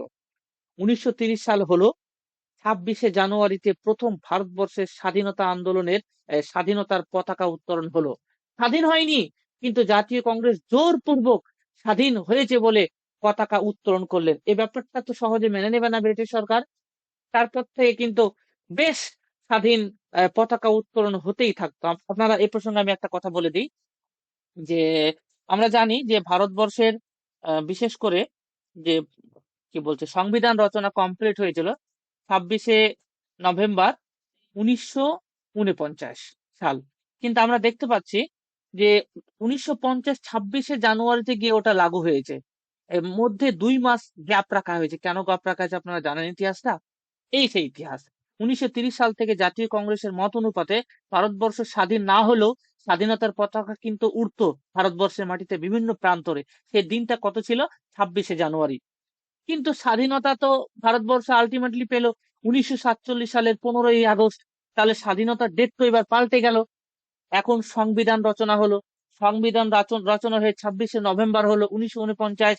তাহলে যদি সংবিধানের ডেটকে তথা প্রজাতন্ত্র দিবস যদি এখন 26শে নভেম্বর পালন করা হয়, আর স্বাধীনতা দিবস তো এখন 15ই আগস্ট, তাহলে পূর্ব থেকে পালন করে আসা এই যে 26শে জানুয়ারি 1930 সাল থেকে ভারতবর্ষের স্বাধীনতা আন্দোলন, স্বাধীনতার পতাকা যে উত্তোলন করে আসছিল, পূর্বের এই দিনটা মানুষের কাছ থেকে বিদায় নিত, যেটা কিন্তু ইংরেজদের মুখের সামনে পতাকা উত্তোলন করা অনেক বড় একটা শক্তির পরিচয়। এই কারণে ইচ্ছাকৃতভাবে ইচ্ছাকৃতভাবে যেহেতু স্বাধীনতা 1947 15ই আগস্ট, আর পূর্বে স্বাধীন করে আসা ওই ডেটটা যেন মানুষের কাছ থেকে ভুলে না যায়, মানুষ যেন ইতিহাসটা না ভুলে যায়, এই কারণে সংবিধান রচনা হলো 26শে নভেম্বর 1949 কমপ্লিট। ইচ্ছাকৃতভাবে 2 মাস লেট করে 26শে জানুয়ারি 1950 সালে এটাকে লাগু করা হলো। ওই জানুয়ারি মাসটাকে, ওই 26 তারিখটাকে মনে রাখার জন্য পেছনে, যে তারিখে ভারতবর্ষ স্বাধীন হওয়ার না হওয়ার পূর্বে থেকেই স্বাধীনতার পতাকা উত্তোলন করতো। ওই ব্যাপারটা, ওই জায়গা থেকে এখানে একটা অংশ আমি তুলে ধরার চেষ্টা করেছি। দাউরুহু ফি হারাকাতে লিতারকিল হিন্দ। হারাকাত আন্দোলন, লিতারকিল হিন্দ মানে ভারত ছাড়ো। তো ভারত ছাড়া আন্দোলন সোজা হিসাবে এর মিনিং। হ্যাঁ, দাউরুহু ফি হারাকাতে লিতারকিল হিন্দ, ভারত ছাড়ো আন্দোলনে মৌলানা আবুল কালাম আজাদের অবদান কি? পিওমিন 8 আগস্ট, 8ই আগস্ট 1942 সালে আলানা হিজবুল মু'তামার, জাতীয় কংগ্রেস এলান করলেন হারাকাত লিতারকিল হিন্দ, ভারত ছাড়ো আন্দোলন। ভারত ছাড়ো আন্দোলন এটা এলান হয়ে গেল যে ইংরেজ go back to your country, তোমরা তোমাদের দেশে চলে যাও। ভারত ছাড়ো আন্দোলন পুরো ভারতবর্ষে জোরদার আন্দোলন। আর এখন তো বেশ স্বাধীনতার পূর্বক্ষণে চলে এসেছে না, এই কারণে এটা হলো। ওয়াফি ইয়াউমে 9 আগস্ট 1942 কামাতিল হুকুমাতুল ব্রিটানিয়া, ব্রিটিশ সরকার গড়ে তুললেন। আচ্ছা, কামাত এতেকাল, এতেকাল শব্দের অর্থ হচ্ছে আটক করা। কামাত হুকুমাতুল ব্রিটানিয়া এতেকাল, ব্রিটিশ সরকার শুরু করে দিলেন আটক করতে। কাকে? কিয়াদাতিল মু'তামার কাফাতান, বিশেষ করে এই কংগ্রেস, জাতীয় কংগ্রেসের যে বড় বড় লিডার, এদেরকে আটক করতে শুরু করলেন। আটক করতে শুরু করলেন, ঠিক আছে। এই সময়তে মৌলানা আবুল কালাম আজাদও কিন্তু আটক হলেন। কিন্তু ওই সময় তিনি, আর তার আগে বড় বড় নেতাদের আটক অলরেডি হয়ে গিয়েছিল। তো সেই সময়তে মৌলানা আবুল কালাম আজাদকে জাতীয় কংগ্রেসের আবারও সভাপতি করলেন, যে তুমি এর সভাপতি বহন করো, বাকি দেখা যাচ্ছে কেউ তো নেই। তো যাই হোক, তিনি সভাপতি হলেন, কিন্তু তিনিও জেল খাটলেন। পরে দেখেন, ওয়াসুদিনা মৌলানা আবুল কালাম আজাদ মিন সানাতিন 1942 সালে, 2 বছর পর, মানে 2 বছর সভাপতি ঠিকঠাক থাকলো। তারপর ইনি 2 বছর পরে আবার ইনিও জেলখানায় আটক হয়ে গেলেন। কত সাল পর্যন্ত? ইলা সানাতিন 1945 সাল। তাহলে 40 থেকে 46 সাল পর্যন্ত দ্বিতীয়বার তিনি কংগ্রেস সভাপতি হয়েছিলেন। কিন্তু এই 6 বছরের মধ্যে আমরা দেখতে পাচ্ছি যে 1942 সাল থেকে 45 সাল, এই 3 বছর কিংবা 4 বছর কিংবা 3.5 বছর যাই হোক না কেন, আহ তিনি জেলের মধ্যে ছিলেন। তাহলে কে সভাপতি, কিভাবে কে চালাতো? তিনি জেলখানা থেকেই চালাতেন এই ব্যাপারটা। কারণ এই সময়তে অনেক নেতাই জেলে আটক। মানে ভারত ছাড়ো আন্দোলন, এত বড় আন্দোলন ঘোষণা, ব্রিটিশ তো মেনে নেবে না ব্যাপারটা, না? আর সেই সময়তে এটা কেন হয়েছিল ভারত ছাড়ো আন্দোলন? ব্যাপারটা, এই আন্দোলনের পেছনে যে ইতিহাসটি, সেটি হলো, এখন দ্বিতীয় বিশ্বযুদ্ধ শুরু। এই সময়তে ব্রিটিশ সরকার চাপ দিচ্ছিল ভারতকে যে এই যুদ্ধে, দ্বিতীয় বিশ্বযুদ্ধে ভারত ব্রিটিশদের হয়ে লড়ুক। এটা তো সবাই মেনে নেবে না ব্যাপারটা, না? এই জায়গা থেকে এই ভারত ছাড়ো আন্দোলনের সূত্রপাতটা হয়েছিল। যখন এই আন্দোলনটা হলো, তখন ইংরেজরা বেশি রেগে গেল। ফলে যতজন বড় বড় লিডার ছিল, প্রত্যেকে গ্রেপ্তার করতে শুরু করলেন, এবং মৌলানা আজাদও গ্রেপ্তার হলেন। 1942 সাল থেকে 45 সাল পর্যন্ত দীর্ঘ 3 বছর তিনি জেলে থাকলেন, কিন্তু তিনি সভাপতি রূপে, প্রেসিডেন্ট রূপে। ওয়াখিলাল ফিতরাতে সিজনিহি, তার এই জেলে থাকার সময় হাফাজা তিনি রক্ষা করেছিলেন আলাল ওয়াহদাতিল ফিকরিয়া, তার ওই একক চিন্তা, ওই যে তার পূর্বের চিন্তা, ওই যে তার অতীতের চিন্তা, ওয়াল আখলাকি আলিল মুআতামার, এবং এই জাতীয় কংগ্রেসের যে আখলাকিয়া চরিত্র, আমরা মিনিং করব না, এজেন্ডা মিনিং করবো এখানে। জাতীয় কংগ্রেসের যে মুখ্য উদ্দেশ্যগুলি, যে এজেন্ডাগুলি, এবং তার যে নিজস্ব মৌলিক চিন্তা, এই চিন্তাগুলিকে তিনি জেলে গেলেও তা নষ্ট হতে দেননি। তিনি তিলে তিলে পানি দিয়ে সেগুলোকে জীবিত করেই রেখেছিলেন। জেলে ছিলেন এই কথা ঠিক, কিন্তু ভারতবর্ষের প্রতিটা আনাচে কানাচে তাদের ডাকে, তাদের গ্রেপ্তারের কারণে জোরদার আন্দোলন শুরু হয়েছিল। আন্দোলন হলো তাইনুহু আউয়ালা ওয়াজির লিতালিমি ফিল হিন্দ আল মুস্তাকিল্লা। তিনি প্রথম, যিনি এই ভারতবর্ষের তথা স্বাধীন ভারতের প্রথম শিক্ষামন্ত্রী। এবার এই পার্টটা আমরা দেখি। এভাবে হলো, আন্দোলন হলো, হতে হতে হতে হতে অনেক ইতিহাস চলে গেল। এবার আলটিমেটলি ভারতবর্ষ স্বাধীন হচ্ছে। 15 আগস্ট সানাতেন 1947, 15 আগস্ট 1947 সালে আলটিমেটলি ভারত স্বাধীন হলো। হাসালাতিল হিন্দু আলা ইস্তিকলালিহা, ভারত তার ভারতবর্ষ স্বাধীন হলো ইংরেজদের কাছ থেকে। ওয়া তাশাক্কালাত আউয়ালু হুকুমাতিন ওয়াতানিয়াতিন বিরিয়াসাতি জওহরলাল নেহরু। ওয়া তাশাক্কালাত আউয়ালু হুকুমাতিন ওয়াতানিয়াতিন, এবং প্রথম দেশীয় মন্ত্রিসভা গঠন করলেন বা গঠন হলো রিয়াসাতে জওহরলাল নেহরু, জওহরলাল নেহরুর নেতৃত্বে। রিয়াসা মানে নেতৃত্বে। এবং সেইখানে উইগেনা, জওহরলাল নেহরুর বিশেষ তত্ত্বাবধানে উইগেনা নিযুক্ত করা হলো মৌলানা আবুল কালাম আজাদকে আউয়ালা ওয়াজিরিন, প্রথম আউয়ালা ওয়াজিরিন লিতালিম ফিল হিন্দ, এই স্বাধীন ভারতের প্রথম শিক্ষা মন্ত্রী রূপে। ওয়াসাগালা হাজাল মানসিবা মিন সানাতান, আর মৌলানা আবুল কালাম আজাদ এই শিক্ষামন্ত্রীর পদে কতদিন ছিলেন? 1947 সাল থেকে নিয়ে 1958 সাল পর্যন্ত। এটা ভীষণ গুরুত্বপূর্ণ একটা পার্ট। তাহলে দেখুন, একটা ছোট্ট ছেলে, যার সূচনাটা হলো মক্কা থেকে, যার সমাপ্তটা হচ্ছে স্বাধীন ভারতের প্রথম শিক্ষামন্ত্রী, এর থেকে আর ভালো পজিশন কি হতে পারে একজন মানুষের জন্য, একজন ব্যক্তির জন্য, যে দেশের জন্য লড়াই করে আবার দেশকে এমন শিক্ষায় শিক্ষিত করে গিয়েছেন।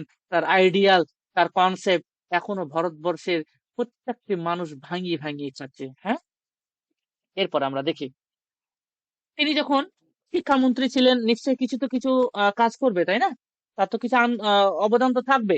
মৌলানা আবুল কালাম আজাদ বেশ কিছু জিনিস তৈরি করে গিয়েছিলেন। আমরা দেখেছি UGC, U university grant commission, যাদের অধীনে কলেজ বিশ্ববিদ্যালয়গুলি চলে, পুরো যারা নিয়ন্ত্রণ করে, আপনারা এই বিষয়টা জানেন।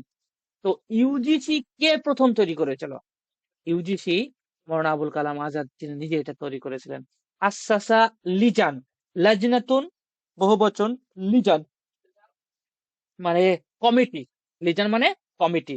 আসাসা, মৌলানা আবুল কালাম আজাদ গঠন করেছিলেন লিজানা তালিমিল জামি, ইউনিভার্সিটি শিক্ষার কমিটি, ইউনিভার্সিটি শিক্ষা কমিটি, যাকে আমরা বলছি ইউনিভার্সিটি গ্র্যান্ড কমিশন। কত সালে? 1951 সালে। তো এগুলো ভীষণ ইম্পর্টেন্ট এক একটা লাইন, যে ইউজিসি কে তৈরি করেছেন, এই কমিটি কে তৈরি করেছেন? মৌলানা আবুল কালাম আজাদ তৈরি করেছেন। কত সাল? 1951 সাল। এটা আপনারা মনে রাখবেন। ওয়ানসা একাডেমিয়াল আদাব, একাডেমিয়া মানে একাডেমি, আদাব মানে সাহিত্য, আনসা মানে তৈরি, এবং তিনি প্রতিষ্ঠা মিনিং করবেন এই জায়গায়। তিনি 1953 সালে সাহিত্য একাডেমি তৈরি করেছিলেন, যেখানে সাহিত্য হবে। তিনি তো একজন উর্দু ভাষী ছিলেন, আরবিও বলতে পারতেন। উর্দুতে তার এত সুন্দর সাহিত্য রচনা, না হলে তো সেই সময় তো ওই মাজাল্লা হেলাল এত প্রভাবশালী হতো না, না? এই কারণে তিনি সাহিত্য একাডেমি খুলেছিলেন, যেখানে সাহিত্য নিয়ে কাজ হতো। এই ব্যাপারগুলো আমাদের অত ডিপলি যাওয়ার প্রয়োজন না, জাস্ট এগুলো ইনফরমেটিভ প্রশ্ন, এটা আপনারা মুখস্থ করে নেবেন। যে মান আসাসা বা মান আনসা একাডেমি আল আদাব সানাতান 1953, তো মৌলানা আবুল কালাম আজাদ। বা সাল দিয়ে আপনাকে জিজ্ঞাসা করতে পারে। ও একাডেমি আল ফুনুনুল জামিলা, এবং তিনি সুন্দর যে শিল্পকলা একাডেমি, বিভিন্ন আর্টস, বিভিন্ন যে চিত্রকলা বা যে সমস্ত আর্টস বিভাগে যতগুলো ডিপার্টমেন্ট হতে পারে, এই সমস্ত একাডেমি গুলো তিনি খুলেছিলেন। যেহেতু ভারতবর্ষে এটা প্রথম শিক্ষামন্ত্রী, এবং শিক্ষার ব্যাপারগুলি নতুন নতুন কনসেপ্ট, এখন তো অনেক উন্নয়ন হয়েছে, সেই সময় তো এগুলোই হয়েছিল 1954 সালে। তাহলে আর্টস বা শিল্পকলা একাডেমি তৈরি করেছিল 1954 সালে মৌলানা আবুল কালাম আজাদ। এক্ষেত্রে আর একটা কি, ওয়াতাওয়ারা, এবং তিনি তৈরি করেছিলেন একাডেমিয়াল মৌসিকিয়া ওয়াল মাসরাহি। তিনি নাট্য, মৌসিকি মানে হচ্ছে গান, মিউজিক্যাল একাডেমি, নাট্য মিউজিক্যাল একাডেমি, বা নাট্য, নাটক, বা এই যে সিনেমা, বা এই যে নাটক রূপে কোনো জিনিস মানুষের সামনে প্রকাশ করে, এক কথায় নাট্য মঞ্চ, এটা মানে করবেন। যে নাট্য মিউজিক্যাল মঞ্চ বা একাডেমি তিনি তৈরি করেছিলেন, এটা 1955 সালে। আর কি, ওয়াদা উসাসা তালিম আল ইলমি আল হাদিস, তিনি আধুনিক শিক্ষার যে নীতিমালা বা আধুনিক শিক্ষার যে কনসেপ্ট, তিনি এটাও তৈরি করতে চেয়েছিলেন। কেননা তিনি তার শিক্ষা জীবন থেকেই আধুনিক শিক্ষার প্রতি তিনি প্রভাবশালী ছিলেন, কিন্তু পিতার কারণে, পারিবারিক কারণে তিনি আধুনিক শিক্ষা শিখতে পারেননি। পারিবারিক শিক্ষার কারণে তাকে ওই ধর্মীয় শিক্ষা অর্জন করতে হয়েছিল, এবং নিজে নিজে ইংরেজি শিখেছিলেন। এ কারণে তিনি চেয়েছিলেন যে বিষয়টা আমি মৌলানা আজাদ ফেস করেছি, সেটা যেন পরবর্তীতে ভারতবর্ষের মানুষের কোনো ছাত্র যেন ফেস না করে, এই জন্য তিনি আধুনিক শিক্ষা উন্নয়নের পেছনে কাজ করেছিলেন। তো এই যে পাঁচটা এখানে গুরুত্বপূর্ণ তথ্য আছে, সবচেয়ে বেশি গুরুত্বপূর্ণ যেটা প্রশ্ন আসাটা স্বাভাবিক, সেটি হলো ইউজিসি কে তৈরি করেছে 1951 সালে, এটা আপনারা মনে রাখবেন। আর দ্বিতীয় বেশি গুরুত্বপূর্ণ সেটি হচ্ছে আনসার একাডেমিয়াল আদাব, সাহিত্য একাডেমি, এটা ভীষণ গুরুত্বপূর্ণ। আর 4 নম্বরের যে পার্টটা আছে, যে নাট্য মিউজিক্যাল একাডেমি কে তৈরি করেছিলেন মৌলানা আজাদ 1955, এই 3টে সাল এখানে মুখস্থ করবেন বেশি গুরুত্ব দিয়ে। আল ফাতেমা, আমরা এবার দেখি এই ব্যক্তির কিভাবে খাতেমা হচ্ছে। খাতেমা, মৃত্যু। তুফিয়া মৌলানা আবুল কালাম আজাদ ইয়ৌমি 22 ফেব্রুয়ারি সানাতান 1958, 1958 সালের 22 ফেব্রুয়ারি তিনি মারা যান। ও বাকিয়া ইসমুহু, মারা গিয়েছেন এটা ঠিক, কিন্তু ও বাকিয়া ইসমুহু, তার নাম, তার রওশন, তার সুখ্যাতি, খালিদান, চিরস্থায়ী সোনালী অক্ষরে লিখিত থাকবে তারিখিল হিন্দ, ভারতের ইতিহাসে। কি রূপে? কাকাইদিন ওয়াতানিয়িন, দেশীয় সংগ্রামী নেতা রূপে, কবির, একজন বড় মাপের। এবং আর কি রূপে তিনি পরিচিত থাকবেন? ওয়া আউয়ালি ওয়াজিরি তালিম, তিনি ছিলেন প্রথম শিক্ষামন্ত্রী। এই রূপে তিনি ভারতের ইতিহাসে অমর হয়ে থাকবেন। ওয়া রমজাতিন লিল ওয়াহদাতিল ওয়াতানিয়া, এবং দেশে জাতীয় ঐক্য গড়ে তোলার যে ইতিহাস, সে ইতিহাসে তিনি সারা জীবন জীবিত থাকবেন। তার কিছু বইয়ের নাম আমরা দেখে নিই, যেগুলো থেকে প্রশ্ন সব থেকে, যারা প্রশ্ন করেন গুরুত্বপূর্ণ অংশ এবং ভালোবাসেন এই জায়গা থেকে প্রশ্ন করতে, যে এখান থেকে প্রশ্ন না করলে কোনো প্রশ্ন মানে নাকি, আমরা এটা দেখি। এটা আমি বাংলাতে দিয়েছি, ইংরেজিতেও কিছু আছে গুরুত্বপূর্ণ নিচে। তারজামাতুল কোরআন, এটি মৌলানা আজাদের সবচেয়ে গুরুত্বপূর্ণ একটা গ্রন্থ। এতে তিনি কোরআনের অর্থ উর্দু ভাষায় ব্যাখ্যা করেছেন। তাহলে বোঝা গেল তারজামাতুল কোরআন এটা কোন ভাষায়? উর্দু ভাষাতে। আপনারা গুগলে সার্চ করবেন তর্জমাতুল কোরআন, দেখবেন ওই পিডিএফটা খুলবে, একটু পড়বেন, একটু দেখবেন প্রথম হেডলাইন মোকদ্দমাটা, যদি কিছু ইনফরমেশন বেরিয়ে আসে তাহলে আপনারা ওই ডিসকাশন গ্রুপে লিখবেন। আপনার একটা সহযোগিতা অন্যের জন্য সাদকায়ে জারিয়া হয়ে যাবে। তিনি এই তাফসিরে সূরা মুমিনুন পর্যন্ত পৌঁছাতে পেরেছিলেন তাফসির করতে গিয়ে। এটা বিরাট গুরুত্বপূর্ণ একটা অংশ, যে তরজমাতুল কোরআনে কোন সূরা পর্যন্ত তাফসির তিনি করতে পেরেছেন। তো কোন সূরা পর্যন্ত? সূরাতুল মুমিনুন পর্যন্ত। এটা একটা বিরাট অংশ। আমি ওটাকে বোল্ড করে দিয়েছি, আপনারা এটা মুখস্থ করে নেবেন। বইটিতে কি কি আছে, কেমন ধরনের বই? বইটিতে মানচিত্র, ঐতিহাসিক ছবি, ব্যাখ্যামূলক চিত্র তিনি এখানে উল্লেখ করেছেন। এই কোরআনে যে যে আদ সামুদ এসব জাতিগুলো যে ঘটনাগুলি আছে না, ওই সব ছবিগুলো তিনি ওই বইয়ের খারিত আকারে মানে চিত্র আকারে তিনি করেছেন, এগুলো দিয়েছেন। তো একটা বুঝতে সুবিধা চিত্র দিয়ে পড়লে তিনি কোরআন, হাদিস, ইয়াহুদি ইতিহাস এবং ফার্সি ইতিহাসের আলোকে জুলকারনাইন বাদশাহ, যেটা সূরাতুল কাহাফে আলোচনা করা আছে না, সেই সম্পর্কে তিনি গভীর জ্ঞান অর্জন করেছিলেন। তিনি ইয়াজুজ মাজুজের প্রাচীরের একটি সম্ভাব্য স্থানও নির্ধারণ করে দিয়েছেন, যে এই জায়গা থেকে তিনি এই ইয়াজুজ মাজুজরা, সেই জুলকারনাইন একটা পিতল তামা গলিয়ে যে বড় মাপের প্রাচীর তুলে দিয়েছিল, তারা আর আক্রমণ করতে পারেনি। কোন জায়গা থেকে প্রাচীরটা ভেঙে দিবে, তারপর এই ইয়াজুজ মাজুজের কম চলে আসবে, এই ব্যাপারটা এই বইয়ে আলোচনা করেছেন। আপনারা এখানে মনে রাখবেন যে এই বইটা সূরাতুল মুমিনুন পর্যন্ত তাফসীর করা হয়েছে, এবং এই বইয়ে তিনি তার কোন বিষয়ে মূলত বেশি গুরুত্বপূর্ণ ফোকাস করেছিলেন, তো জুলকারনাইন বাদশার ব্যাপারটা এখানে বেশি গুরুত্বপূর্ণ ফোকাস করেছিলেন। এটা একটু আপনারা মনে রাখবেন। আর বইটার নাম মুখস্থ রাখতে হবে, বইটার লেখককে। দ্বিতীয় বই শাহিদু কারবালা, আর শাহিদু আজম, শাহিদুন আজম, সব থেকে বড় শহীদ বা কারবালা শহীদ। এই বইয়ে তিনি কারবালার ঘটনার বিশ্লেষণ করেছেন। তার মতে হযরত ইমাম হুসাইনের কোনো ব্যক্তিগত রাজনৈতিক লোভ ছিল না। তিনি ইয়াজিদের খেলাফতের বিরোধিতা করতে যাননি। তিনি মূলত মদিনায় ফিরে যেতে চেয়েছিলেন। তিনি মূলত মদিনায় ফিরে যেতে চেয়েছিলেন, কিন্তু ইয়াজিদের অত্যাচার বেড়ে যাওয়ায় তিনি নিজের জীবন উৎসর্গ করেন, যাতে ইসলামের নীতি এবং আদর্শ রক্ষা পায়। আজাদের মতে কারবালা শহীদ ছিল ইসলামের নৈতিক রক্ষার সর্বোচ্চ দৃষ্টান্ত। তাহলে এটা কারবালার ঘটনা সম্পর্কে আলোচনা করা আছে, শাহিদ ও কারবালা, এটা আপনারা দেখে নেবেন বইটার নাম। এইটা ভীষণ গুরুত্বপূর্ণ একটা বইয়ের নাম, গুব্বারে খাতির বা গুবারে খাতির। এটা কি জানেন? আহমদনগর মহারাষ্ট্রের জেলে যখন মৌলানা আবুল কালাম আজাদকে রাখা হয়েছিল, তখন তিনি জেলখানাতে বসে বসে চিঠি লিখতেন।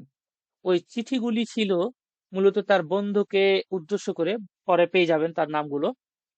তো ওই চিঠিগুলো পরবর্তীতে একত্রিত করে একটা বই আকারে বের করা হয়েছে, গুবারে খাতির। এটি তার বিখ্যাত সাহিত্যিক একটা গ্রন্থ। এই বইটি তিনি কারাগারে থাকাকালীন লিখেছিলেন। এই বইয়ে রয়েছে কি? এই বই আছে তার চিন্তা, তার অনুভূতি, ধর্মীয় এবং দার্শনিক ভাবনা।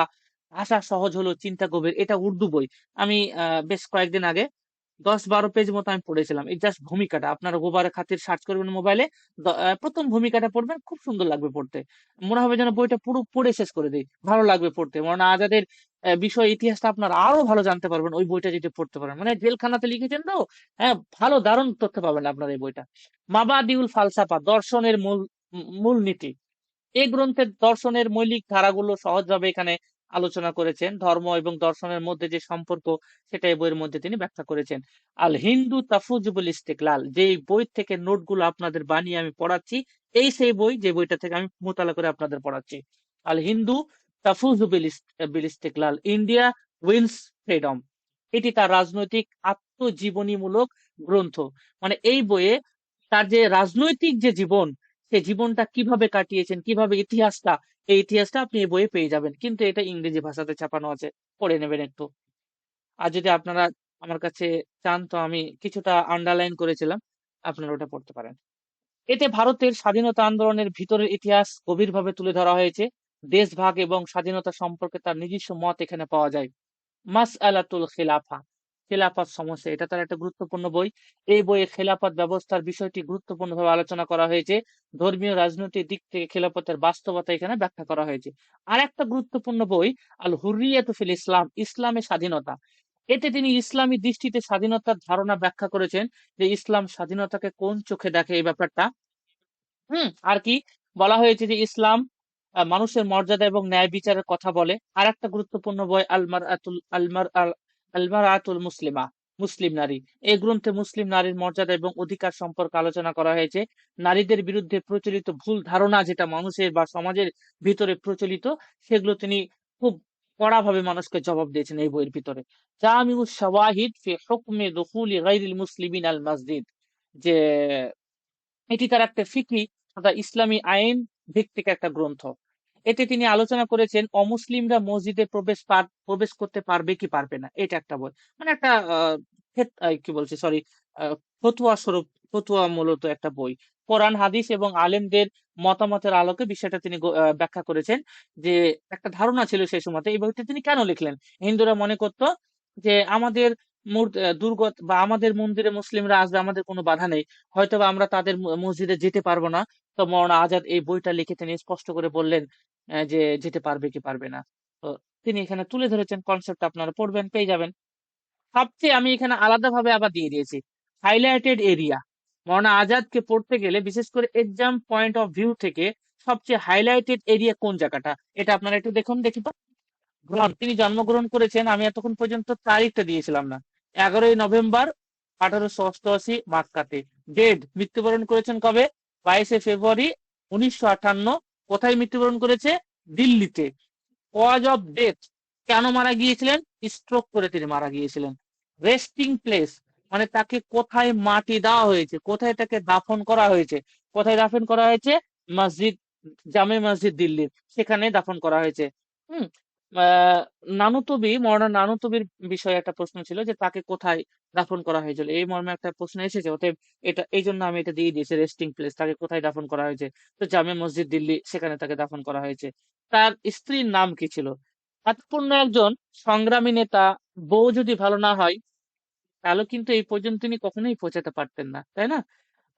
ইতিহাসের পাতার নিচে লুকিয়ে যায় জুলেখা বেগম, কিন্তু এর ইতিহাসও কিন্তু কম না। স্বামী যেমন একদিকে দুর্গের মতো ছুটে চলেছেন, তো দুর্গিনীর মতো যিনি সাপোর্ট করেছিলেন উনি ছিলেন জুলাইখা বেগম। তো মৌলানা আজাদের স্ত্রীর নাম কি ছিল? জুলাইখা বেগম। ভীষণ important point. Minister of education, শিক্ষামন্ত্রী তিনি কত সাল থেকে কত তারিখ থেকে কত তারিখ পর্যন্ত ছিলেন? তিনি 15ই আগস্ট 1947 সালে শিক্ষামন্ত্রী হলেন এবং 22শে ফেব্রুয়ারি 1958 সাল পর্যন্ত তিনি ছিলেন। প্রাইম মিনিস্টার জওহরলাল নেহরু তখন ছিলেন। এই সালটা আমাদের মুখস্থ করতে অসুবিধা নেই, আমরা জানি তার মৃত্যু 22শে ফেব্রুয়ারি 1958, আর ভারত স্বাধীন হয়েছিল এই দিনে, তাহলে সেখান থেকে তার শিক্ষা জীবন, শিক্ষা মন্ত্রী জীবন সূচনা, এটা মনে থেকে যাবে। তিনি শুধু শিক্ষামন্ত্রী ছিলেন না, তিনি অনেক জায়গায় ভোটে দাঁড়িয়েছিলেন এবং পাশও করেছেন। আশ্চর্যের বিষয়, তিনি একজন কলকাতার মানুষ, কিন্তু তিনি লোকসভায় পাশ করছে কোথা থেকে দেখুন? Member of parliament in Lok Sabha. 21শে ফেব্রুয়ারি 1952 সাল থেকে নিয়ে 22শে ফেব্রুয়ারি 1958 সাল পর্যন্ত ফ্রম রামপুর উত্তরপ্রদেশ লোকসভা ইলেকশন থেকে তিনি পাশ করে তিনি মেম্বার অফ পার্লামেন্টের একজন এমপি ছিলেন। আরেক জায়গায় এমপি ছিলেন তিনি 14ই মার্চ 1957 সাল থেকে নিয়ে 58 সাল পর্যন্ত 1 বছরের মতো পাঞ্জাব কনস্টিটিউয়েন্সি বা ওই পাঞ্জাব ইলেকশন সভা, ওখান থেকে তিনি কি ছিলেন? এমপি ছিলেন। এই ব্যাপারটা আপনারা একটু মনে রাখতে পারেন।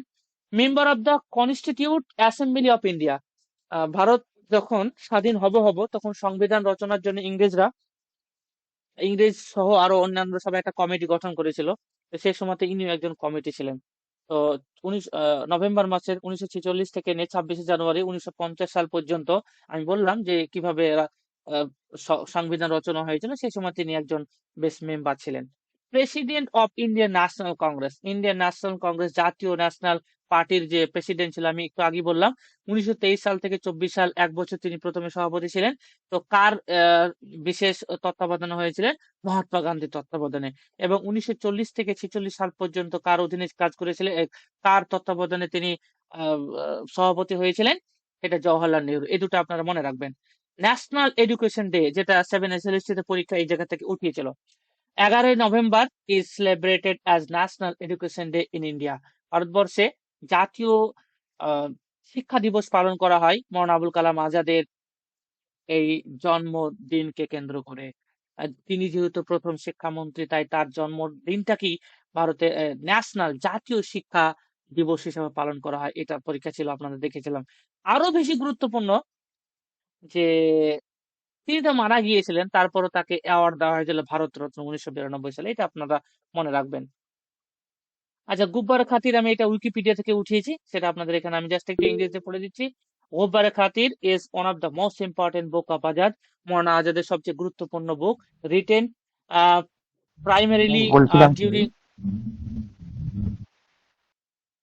আচ্ছা, গুবারে খাতির is one of the most important work of Azad, আজাদের সবচেয়ে গুরুত্বপূর্ণ একটা সাহিত্য অবদান, রিটেন প্রাইমারিলি ডিউরিং 1942 অ্যান্ড 1946, 42 থেকে 46 সাল এই মধ্যখানে বইটা লিখেছিলেন।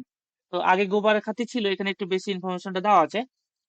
When he was imprisoned in Ahmednagar, ওই মহারাষ্ট্রের আহমেদনগরে যখন তিনি জেলখানায় ছিলেন 1942 থেকে 46 সাল বললাম, আর তখন তিনি এই জাতীয় কংগ্রেসের সভাপতি ছিল, ওই সময় তিনি ওই জেলখানা থাকাকালীন এই বইটা লিখেছিলেন। আসলে এটা তো বই না, এটা একটা চিঠি, নিচে লেখা আছে, from in Maharashtra by British Raj well he was in Mumbai, now Mumbai, to preside over the meeting of all India Congress working committee. তিনি ওখান থেকেই মূলত কাজ করতেন, জেলখানা থেকে। The book is basically a collection of 24 letter. বিরাট বিরাট ইম্পর্টেন্ট একটা অংশ। এই যে গোবারে খাতির বইটি টোটাল কয়টা লেটার, মানে কয়টা চিঠি, এটা একটা চিঠি, তো কয়টা চিঠি মিললে এই বইটা, তো কয়টা চিঠি, 24টা চিঠি, 24টা চিঠি মিললে এটা একটা কালেকশন বই। He wrote addressing his close friend, এই যে লেটার গুলি লিখেছিল, এটাও একটা গুরুত্বপূর্ণ অংশ যে কাকে লিখেছিলেন। এটা কিন্তু আমি ওই গোবারে খাতির বইটা ওই ভূমিকা থেকে পড়ে কিন্তু এই এই জায়গাটা আমি একটা পড়েছিলাম অবশ্যই, কিন্তু এটা দেখলাম উইকিপিডিয়াতে দেওয়া আছে, তো আপনাদের সামনে এটা আমি তুলে দিলাম যে আপনারা একটু পড়ে নেবেন। হ্যাঁ, এটা কি আছে, কোন বন্ধুকে কেন্দ্র করে তিনি এই চিঠিগুলো লিখেছিলেন? এই বন্ধুর নামটা হচ্ছে মৌলানা হাবিবুর রহমান খান শেরওয়ানি। এই নামটা মুখস্থ করবেন, ওবারে খাতির প্রসঙ্গে প্রশ্ন আসলে এই নামটা আসতে পারে, যে কাকে কেন্দ্র করে, কাকে অ্যাড্রেস করে চিঠিগুলি লিখেছিলেন, তার নাম এইটা। This letters were never sent to him, তিনি কখনো অবশ্যই হাবিবুর রহমানকে কেন্দ্র করে লিখেছিলেন, কিন্তু আশ্চর্যের বিষয় হলো চিঠিগুলো কখনো মৌলানা হাবিবুর রহমানের কাছে পৌঁছায়নি। কেন পৌঁছায়নি? This letter were never sent to him, কখনোই তার নিকট যায়নি। কেন যায়নি? Because there was no permission for the during the improvement and after the release. আচ্ছা, ওই জেলখানার সময় কোনো পারমিশন ছিল না যে সে তার বন্ধুর কাছে কোনো রকম বা অন্য কোনো আদার্স ব্যক্তির কাছে চিঠি পাঠাতে পারবে। এই জন্য চিঠিগুলো লিখতেন, কিন্তু তার কাছে থেকে গিয়েছিল, পরবর্তীতে এটা পাবলিশ হয়েছে। হ্যাঁ, আফটার দ্য রিলিজ ইন 1946, 1946 সালে যখন তিনি জেল থেকে মুক্তি পেলেন, he gave all this letter to his friend. তো তার এই সব লেটার গুলো তার মোস্ট মানে সবচেয়ে প্রিয় বন্ধু হাবিবুর রহমানকে দিলেন না, তার আরেকটা বন্ধু আজমাল খানকে দিলেন। তিনি এই আজমাল খান হু লেট ইট পরবর্তীতে পাবলিশ করেছিলেন for the first time in 1946। তাহলে অ্যাড্রেস করে লিখেছিলেন মৌলানা হাবিবুর রহমানকে, কিন্তু যখন তিনি জেল থেকে মুক্তি পেলেন তখন তার আরেকটা বন্ধু আজমাল খালকে এই চিঠিগুলি দিলেন, এই 24টি চিঠি। তিনি গিয়ে 1946 সালে এই বইটিকে পাবলিশ করে দিলেন একটা বই আকারে। মনে থাকবে আপনাদের? আচ্ছা, কিছু মৌলানা আবুল কালাম আজাদের নামে বিখ্যাত বিখ্যাত প্রতিষ্ঠান গড়ে উঠেছে, সেই নামগুলো আমরা জেনে নিই, আর কয়েকটা আছে আমি ছেড়ে দেবো, শেষ করার আমি চেষ্টা করছি, এটা নিয়ে আর দ্বিতীয় ক্লাস চাইছে না। Institution and place named after Maulana Abul Kalam Azad, Maulana Abul Kalam আজাদের মৃত্যুর পর কিছু কিছু জায়গা তার নামে তাকে স্মরণ করা হয়। যেমন Maulana Azad medical college New Delhi, Maulana Azad national institution of technology Bhopal, Maulana Azad national Urdu university Hyderabad, যেটা আপনারা মানু নামে জানেন, Maulana Azad centre for the elementary and social education university of Delhi, Maulana Azad college Calcutta ইউনিভার্সিটির একটা এ গ্রেড কলেজ, যেখান থেকে আমি গ্রাজুয়েশন করেছি। এটা আপনার ইসে রয়েছে, তালতলাতে আছে। Maulana Abul Kalam Azad institution of Asian studies, Maulana Abul Kalam Azad university of technology West Bengal, Maulana Azad college of engineering and technology Patna, বাবি Maulana Abul Kalam Azad gate number 7 Jamia Millia Islamia New Delhi, Maulana Azad library Aligarh Muslim university Aligarh, Maulana Azad stadium Jammu and Kashmir, Maulana Azad museum. আচ্ছা, এগুলো তার নামে নামকরণ করা হয়েছে। ন্যাশনাল ন্যাশনাল রিকগনাইজেশন, জাতীয় স্তরে তাকে কিভাবে মানুষ চেনে? তো education, national education day is celebrated in India 11 November, 11 November তার জন্মদিনকে কেন্দ্র করে পুরো ভারতবর্ষ জুড়ে জাতীয় শিক্ষা দিবস, শিক্ষা দিবস, শিক্ষক দিবস বা শিক্ষা দিবস পালন করা হয়। The the birth anniversary of Maulana Abul Kalam Azad, এটা হচ্ছে তার মূলত জন্ম দিবস পালন করা। He served as the first education minister of independent India, স্বাধীন ভারতে তিনি প্রথম শিক্ষামন্ত্রী ছিলেন। কতদিন থেকে কতদিন ছিলেন? ফ্রম 15 আগস্ট 1947 to 22 February 1958 পর্যন্ত। এটা আপনারা মনে রাখবেন। আদার ইম্পর্টেন্ট ফ্যাক্ট কি পড়তে পারি মৌলানা আবুল কালাম আজাদ বিষয়ে? One of the founder and greatest patrons of Jamia Millia Islamia এর ফাউন্ডার ছিলেন। His tomb is located near Jama Masjid Delhi. তার যে কবরস্থান, কবর কোথায় অবস্থিত আছে? জামে মসজিদ দিল্লিতে। জওহরলাল নেহরু তাকে একটা টাইটেল দিয়েছিল, মীর এ কারাওয়ান, লিডার অফ দ্য কারাভান এই নামে। এটা আপনারা একটু মুখস্থ করে নেবেন। মহাত্মা গান্ধী মৌলানা আবুল কালামের আজাদের প্রশংসা করতে গিয়ে বলেছেন, কম্পেয়ার হি, মৌলানা আবুল কালাম আজাদকে তিনি তুলনা করেছেন প্লুটোর সঙ্গে, অ্যারিস্টটলের সঙ্গে এবং আরো অন্যান্য ব্যক্তির সঙ্গে। এই ছিল মৌলানা আবুল কালাম আজাদের কিছু সংক্ষিপ্ত পরিচয়পত্র।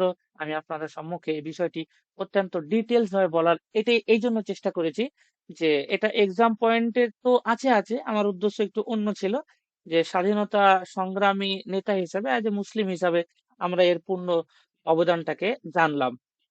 বাকি অন্যান্য যতগুলো আমি এরপরে ইন্ডিয়ান পার্সোনালিটিস পড়াবো সেগুলোতে কিন্তু এত বিস্তারিত আমি বলবো না, কেননা উনাদের বিষয়ে অত জানার প্রয়োজন নাই। এটা পরীক্ষার বাইরেও গিয়েও আপনাদের জানানোর চেষ্টা করলাম যে কিছু হলেও ন্যূনতম আপনাদের এ বিষয়ে একটা ধারণা হলো।